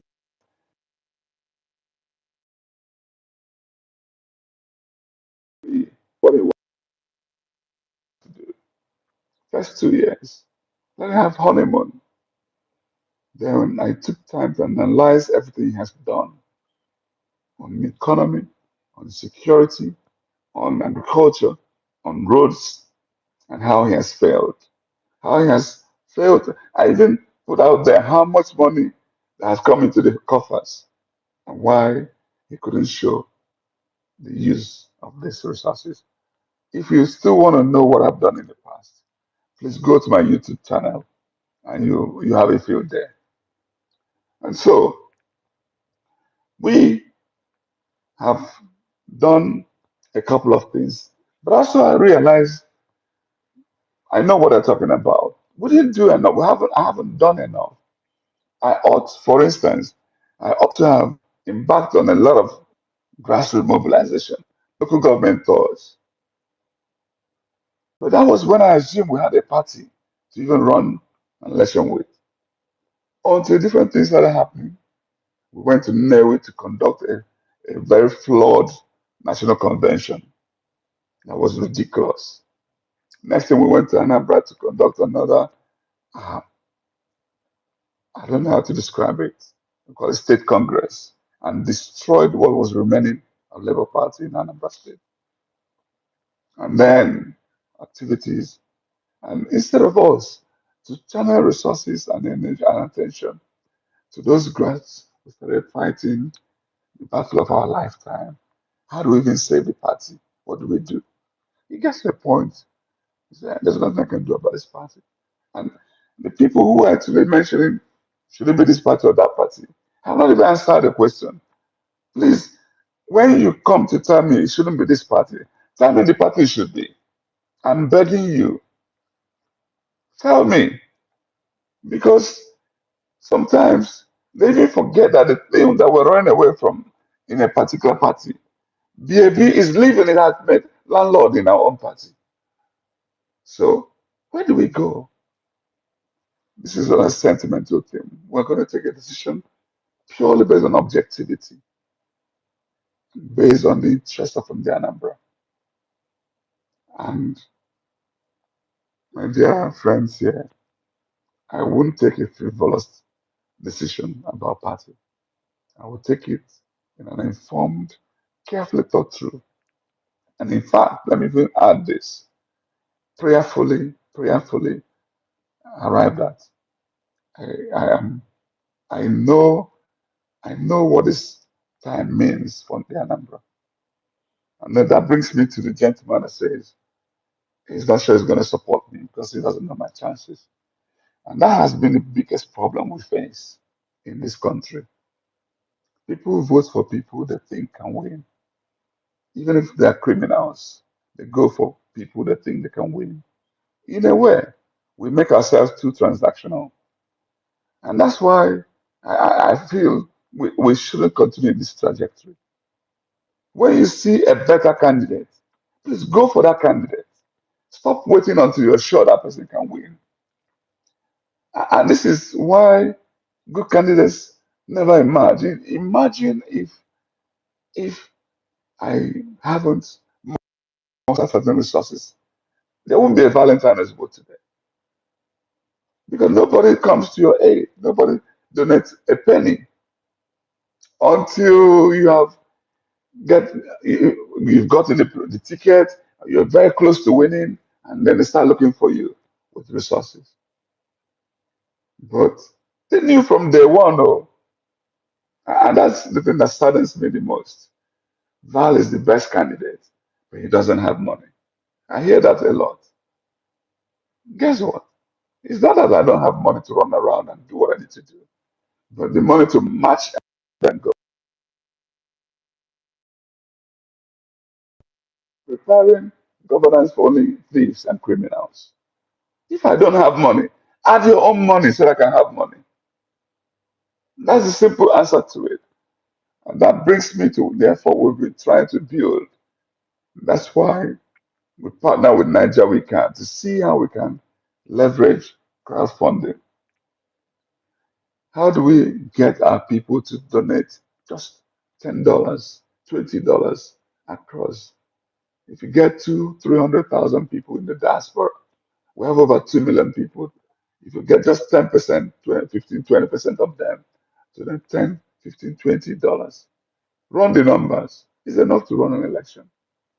But we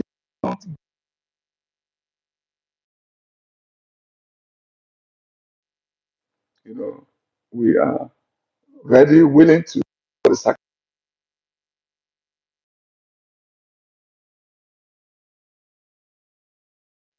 We see me as the imminent governor of Anambra State, then you can come on board. So it's okay, it's welcome.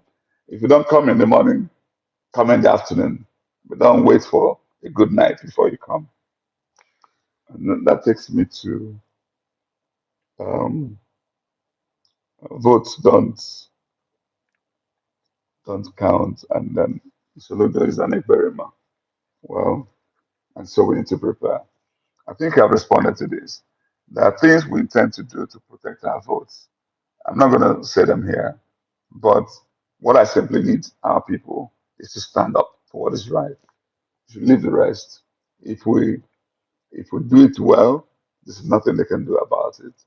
What you find out is that once you don't get your technical solution right and you miss it at the base, it gets difficult to protect the vote. And we are going to learn our lessons from what happened in the years that have gone by. Um, then on tertiary institution, obviously is an important aspect of education. And there, we must have the diversity. We must have professional research institutions. We must also have those that are focusing on vocational education. We can evolve. What I believe sincerely is evolution, culture of continuous improvement. Keep making methodical and daily progressive improvements. You see things evolve. And then learn from those who have done it well and leverage and move on. And particularly focusing on the areas that are important to us. If I think that we should focus on manufacturing vehicles or tech hub, I want us to tweak our curriculum There's something I tell people. I intend to pursue triple agenda when it comes to education. One is to make education affordable so that as many people can get on board. Second is to create the right quality. Quality not just of the infrastructure, but the quality of teaching. How do we make sure that what people are being taught are comparable to what they can get elsewhere? How do we make sure that the teachers are being monitored so that they keep evolving over time? And how do we make sure we use performance-driven environment to drive output that we're seeking for? And then the last part is about relevance. How do we make sure what they are being taught is relevant? It's important that we are methodical about it. If we want, if we feel that our biggest needs are the artisans of this world, let's do something about it. If we think we want to make a number as a tech hub, then go to even the primary school and change and tweak the curriculum so that what is coming out will be relevant to what we need. So if you're able to marry this triple agenda of affordability, of quality and relevance, you get it right, whether it's the primary education or tertiary. Thank you. All right, thank you so much. So we are going to be taking next round of questions. Please be brief and straight to the question. No praises, no accolades. Just go straight to the question. Once you take the mic, you start asking your question. So let's start with Royal Inc. Once you drop your question, then we go to Official Ikenga.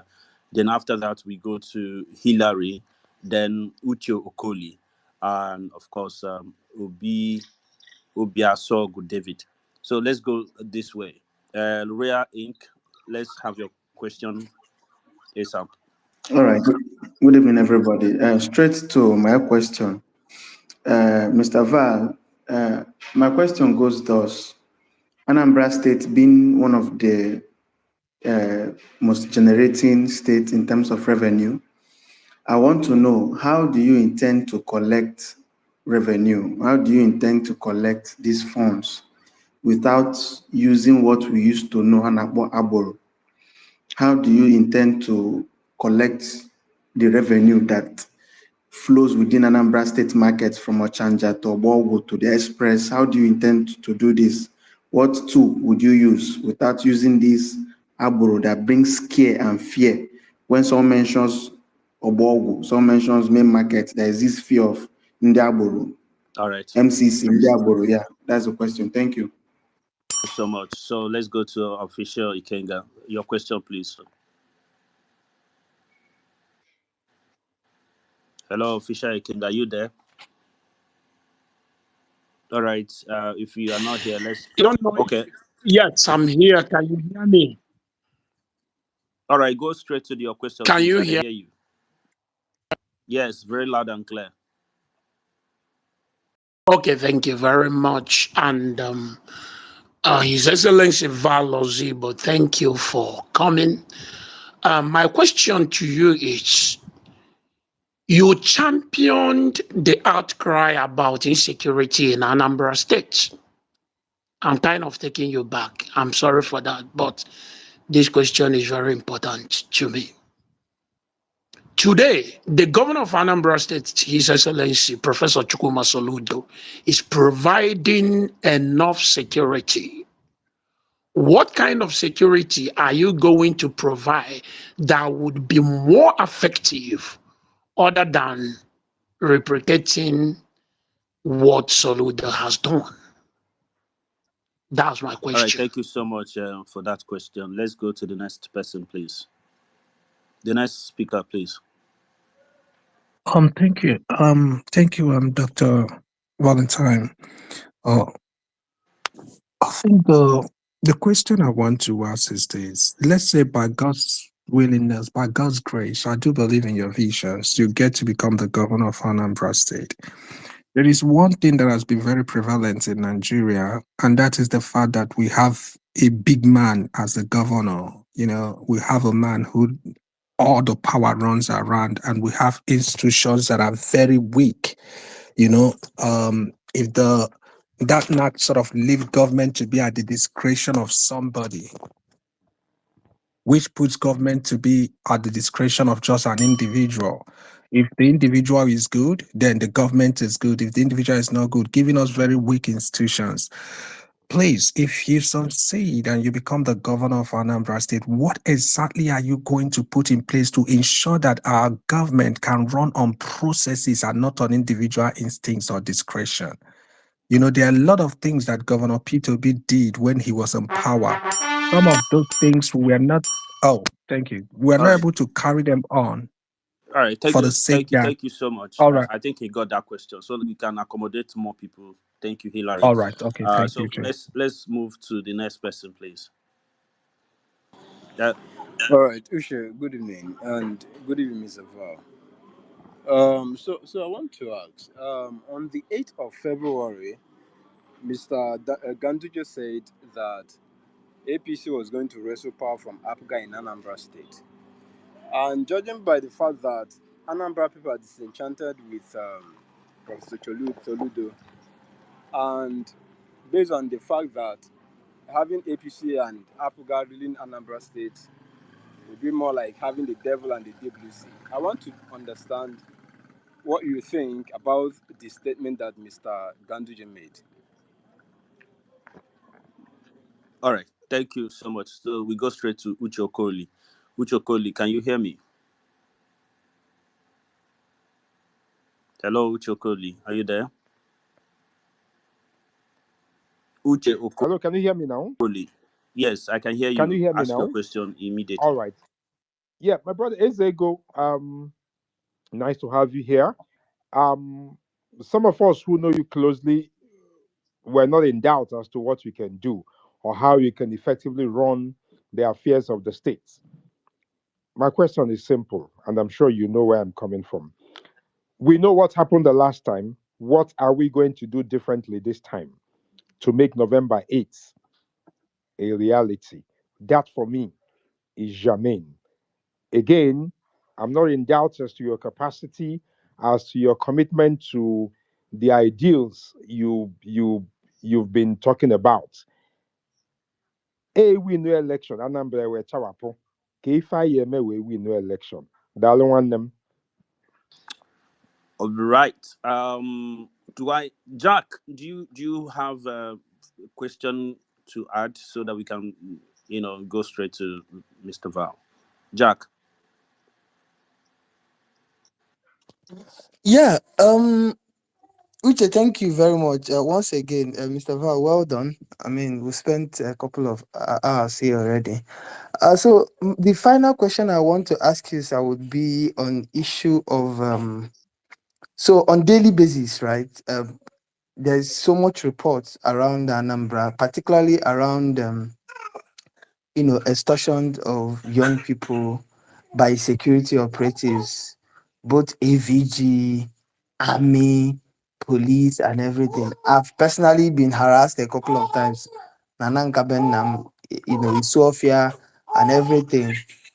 And it makes, we feel somehow as a young person coming into Anambra because of this particular thing, right? It is not, I mean, Munga Bagomoto, for example, from Nnewi and going to Ekulobia, if you know the amount of extortion that happens on that route on a daily basis, it is unimaginable.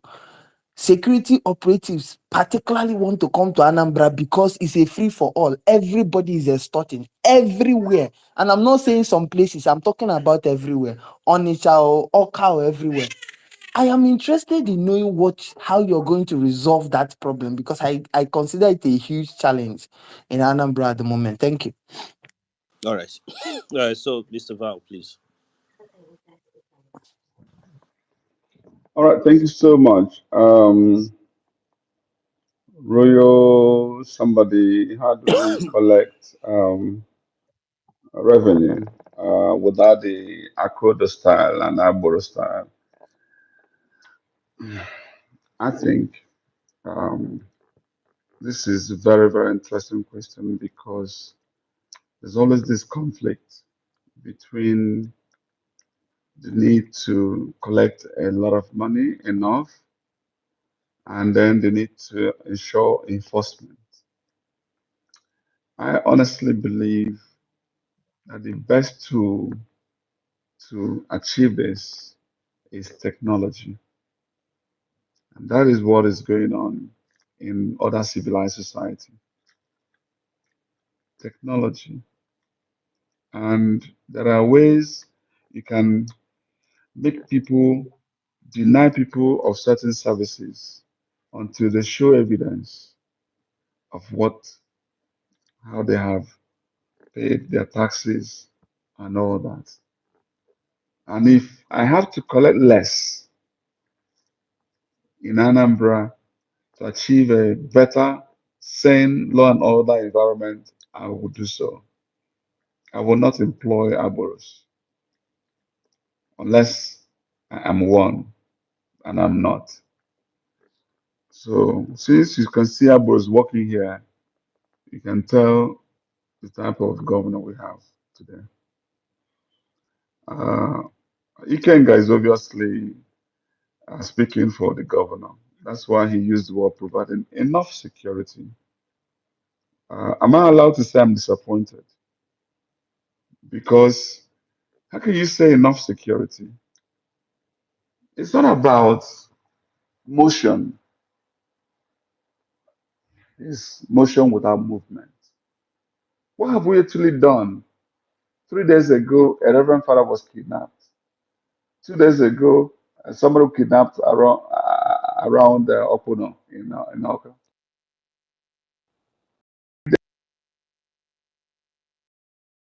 Yeah, what was this? Where is safe? Let the governor move around Anambra without convoy, without policemen. If you can do that, then I can agree with you, Ikenga. Please, let's be honest. I beg you. So you also don't become the victim. I'm begging you. Be sincere. This governor has failed when it comes to insecurity. What I will do differently is I'm first of all going to be, I'm a different human being. I value human life. I won't lie before I wake up. That's enough difference. And when people die and become victim, I will show empathy. I will visit them. You can't have Igwe Lilu's house burnt, no visit. Igwe Seke's house burnt, no visit. People die, no visit.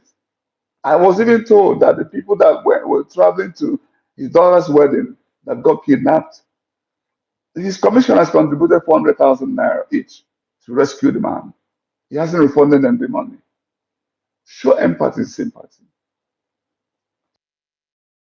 And AIG came to Anambra State and spent 3 months without seeing the governor. Just 3 months.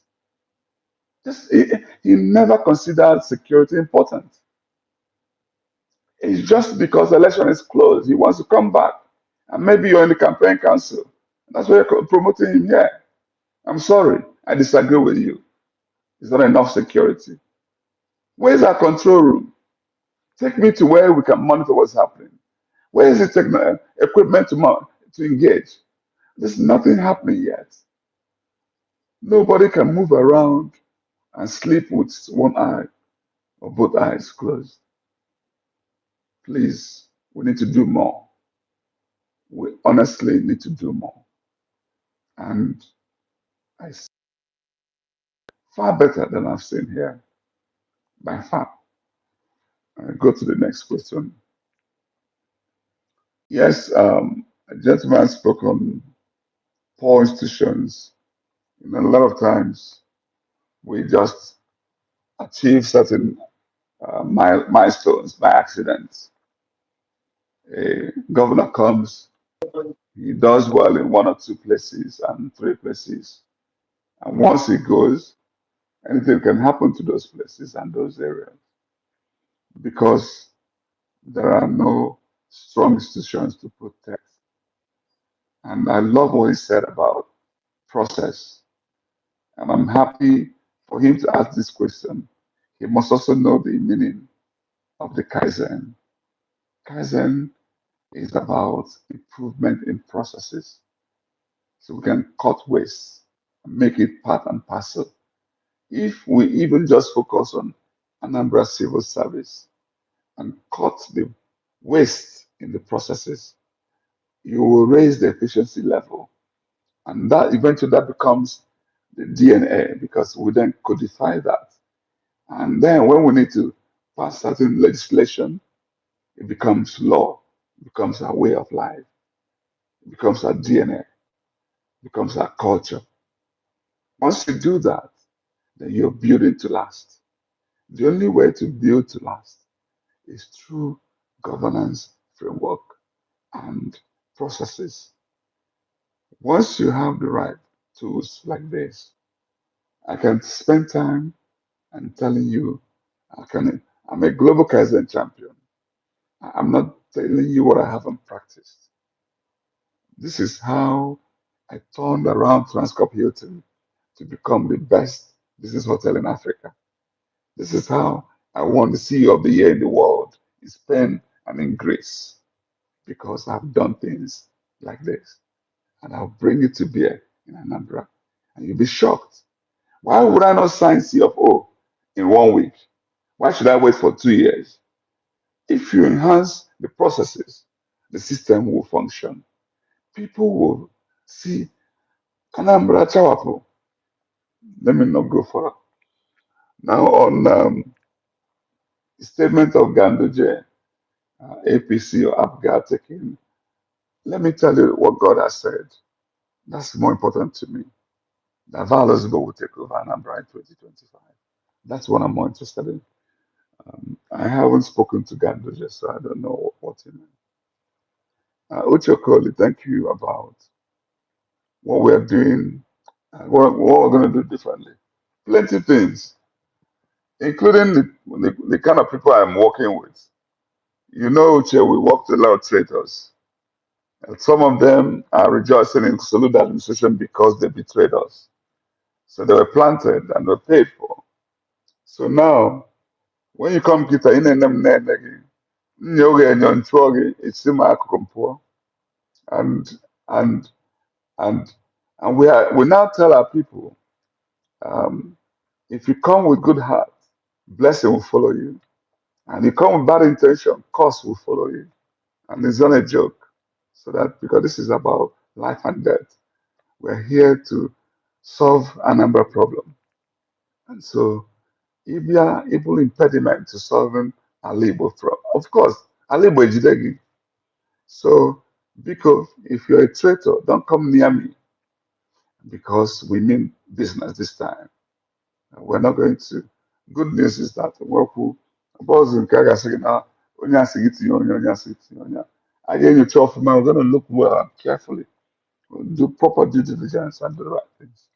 And we're going to deploy tools. We've learned a lot of things in 2023 elections. There's a lot we can do, and there's a lot we're already doing. But I'm not going to come to a Twitter space and start telling you I'm going to protect my vote. Then I'm not serious. So my qualification, when we speak in camera, I will tell you more. Be rest assured, we're going to win the election. And finally, on extortion, Jack, um, you see, again, if you're really a serious-minded governor, let me tell you, all these things people usually will tell you, oh, state police is not within the remit of governor. It's not true. It's not true.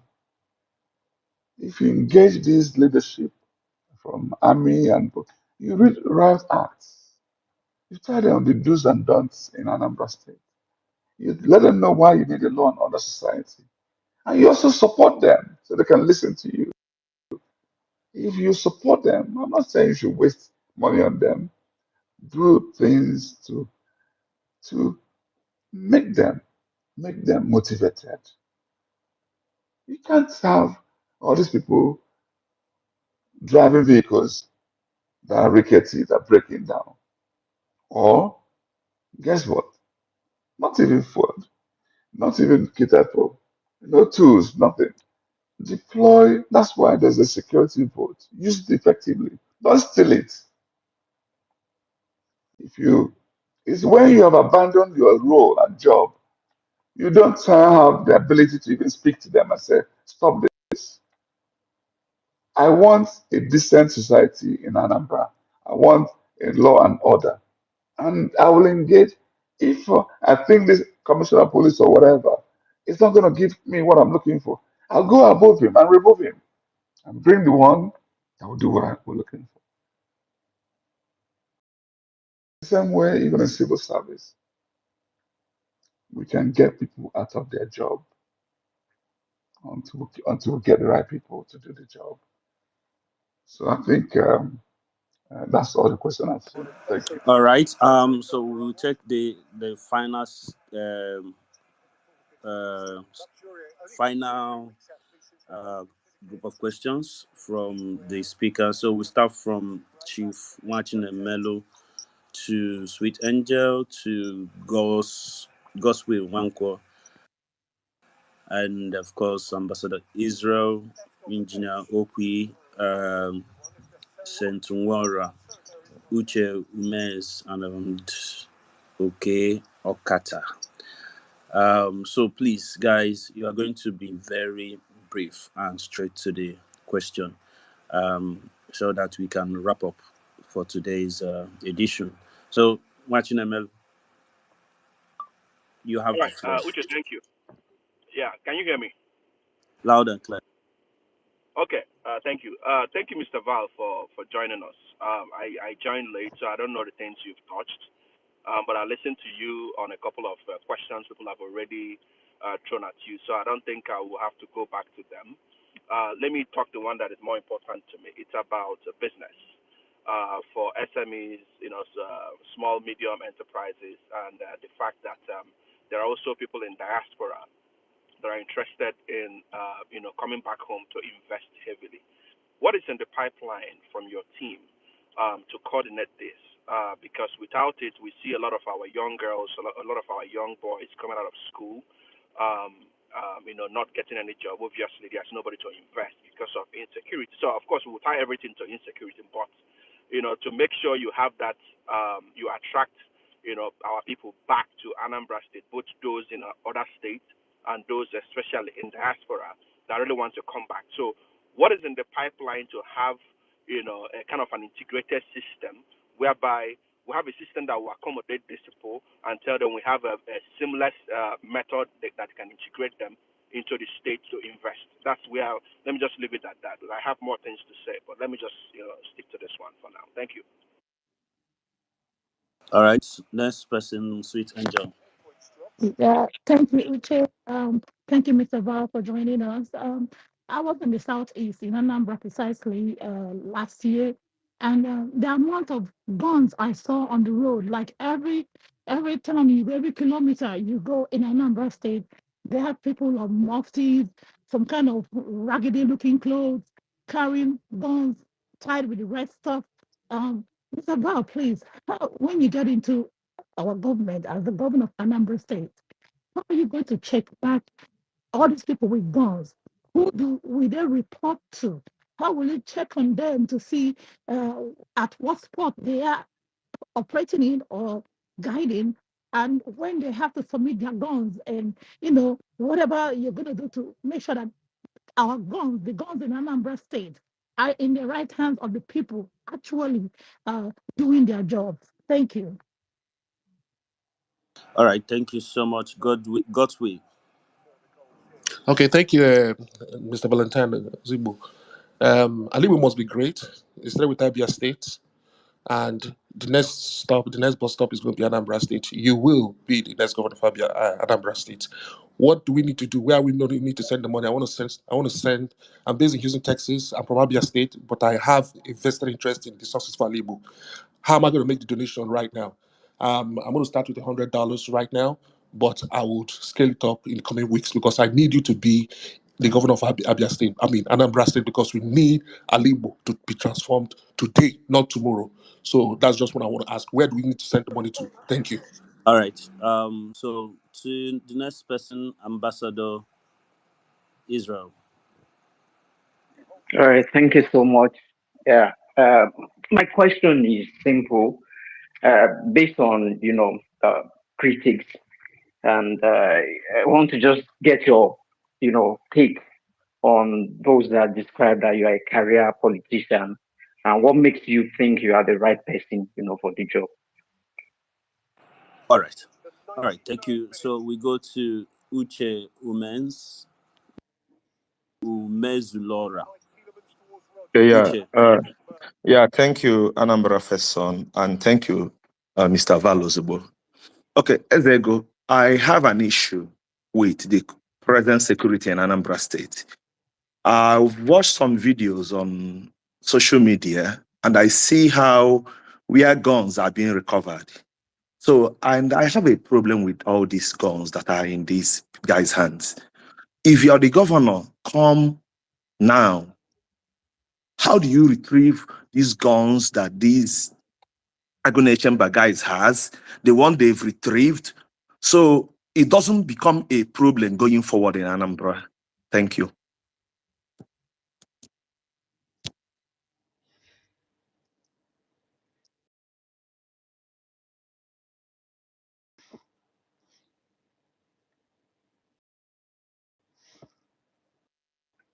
Hello, Uche, are we still there? Yeah, hello. So sorry. I was speaking not Did without you hear? knowing that. Can you hear me? Yeah, I can hear you now. All right. Yes. So let's go to the next person, Engineer Okwi Dixon. After that, then Sentumora.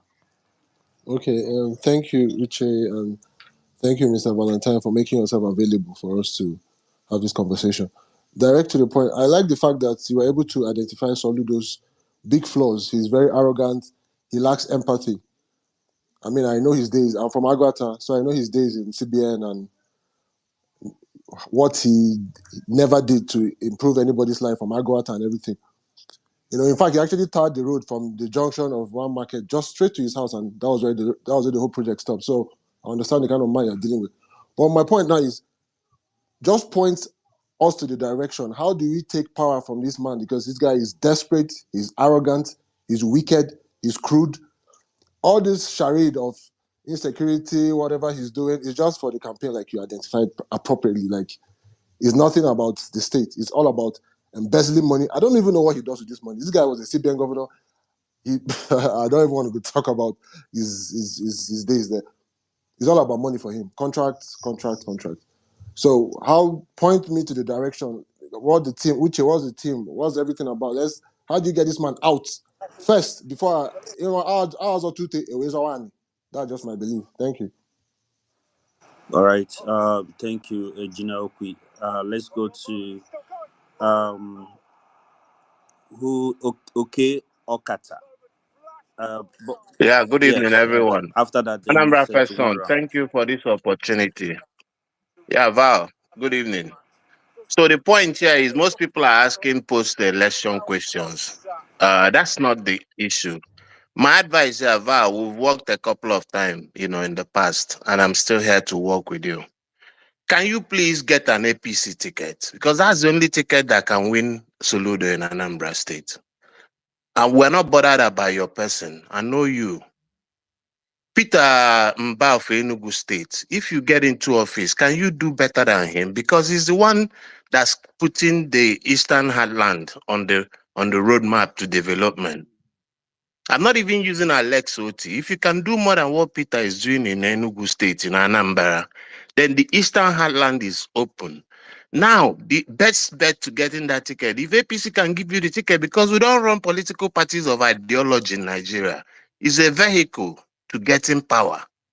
So how do we help you get an APC ticket? Then subsequently, how do we mobilize you to have funds for your campaign and win the election? We shouldn't be asking questions about security, this one, post-election questions. No, Val, you have my number. I'm in Texas, I'm in Lagos. How do we mobilize with you and get Soludo out of the seat? That's the question we should be talking about here, not all these things we're talking about. Thank you. All right. All right. So let's go to Sentumora. Okay, thank you. Good evening, everyone. I would just like to go straight to the point. So, Val, you agree with me that everything you said here is not new to us. We've heard it before. So, I mean, I'm not really carried away. I'm used to politicians. Soludo said, "Heart sweeter mouth than you do today." So it's not that. So, what I want to, sorry, who's that? So, what I want to ask is, in terms of industrializing Anambra State. Anambra State used to be one of the top five most industrialized location in Nigeria ahead of Oyo State. Today, I don't even know where we are because a lot of industries are shutting down, and like there's no government concern around it. Because when we want to talk about employment, we have to first create the job before you can employ people. And these industries, whether small scale, large scale industries, they are the ones that will employ the people. So how do you go about bringing creating an enabling environment for people in Anambra, which we know they have the money to bring back that money and build industries here? Please don't tell me you are going to go and bring people. Soludo has said it. We head of African Taiwan, Dubai. We know where we are. Let's know what is practical, what can be done with the people we have All before we right. start looking for Taiwan, Dubai. Thank you. All right. So we go over to Enugu indigenous community. Enugu. Uh, All right, thank you very much, Uche. Good evening, Honorable Ozigbo. My question is as regards to economic integration and cooperation in Southeast. Please, sir, do you have any workable plan to ensure that you connect, other Southeast governors to work on a plan to connect a rail line from Anambra to Enugu to Ebonyi to connect to Imo and other states, and to also ensure that you work with federal government to open southeast to through rail line to the northeast. Then my second question is regarding cultism at UNIZIC. Please, sir, do you have any plans or laws to put in place to make sure that if you become the governor, you will curb, incidents or all right. currents of court-related activities around that place? Last question, please, is on humanitarian intervention strategies. Please, do you have any plans to develop humanitarian intervention strategy? Because what we have witnessed, in Lags is cause for a holistic humanitarian intervention strategy going forward. Thank you very much. All right, so let's go to Adora. Honorable Adora, you have the floor. Anambra first son, thank you very much. Uncle Val, good morning, sir. Beacon, I'm waiting to you kita, and I would really like for us to. I want to come see okay, to quiet to see na ada kukwaya again. Otu nsu ekwubie na nke ndị ọzọ before. Ọkwa efu ihe Anambra State elections a na-abịa. Ihe APC sekwa APC asịrọ. If a very delicate topic. And don't work yes we poach or pitch ndị Anambra State APC. Biko ọbụrụ ya ya eme with biko go and get APC ticket biko ka ebido ozugbo. Anyị esikwa otu a wee si ya. Ọkwefu okwu APC especially na Anambra State. Anyị esikwa otu a wee si ya unu mana ndị be anyị dị highly stubborn. Email here nọ nke you need to get it now and just get to the program. Ọwụ anyị ncha niile na anyị ncha kwa Soludo enwe straight up easy ticket to round 2.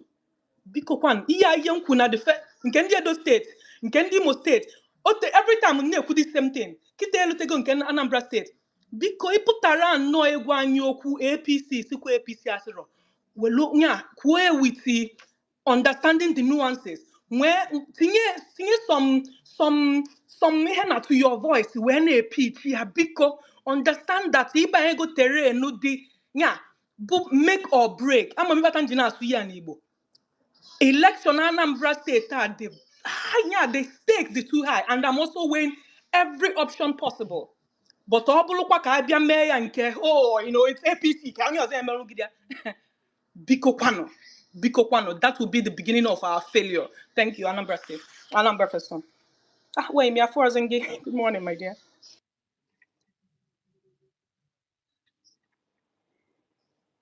Hmm. Hello, Uche, can I go on now? Yes, sir, Dika Uchana, young one. Hello. Uncle Val, you can go on. Yes, Okay, Uche, I I'm believe going. it's. Yeah, yeah. Let me go ahead.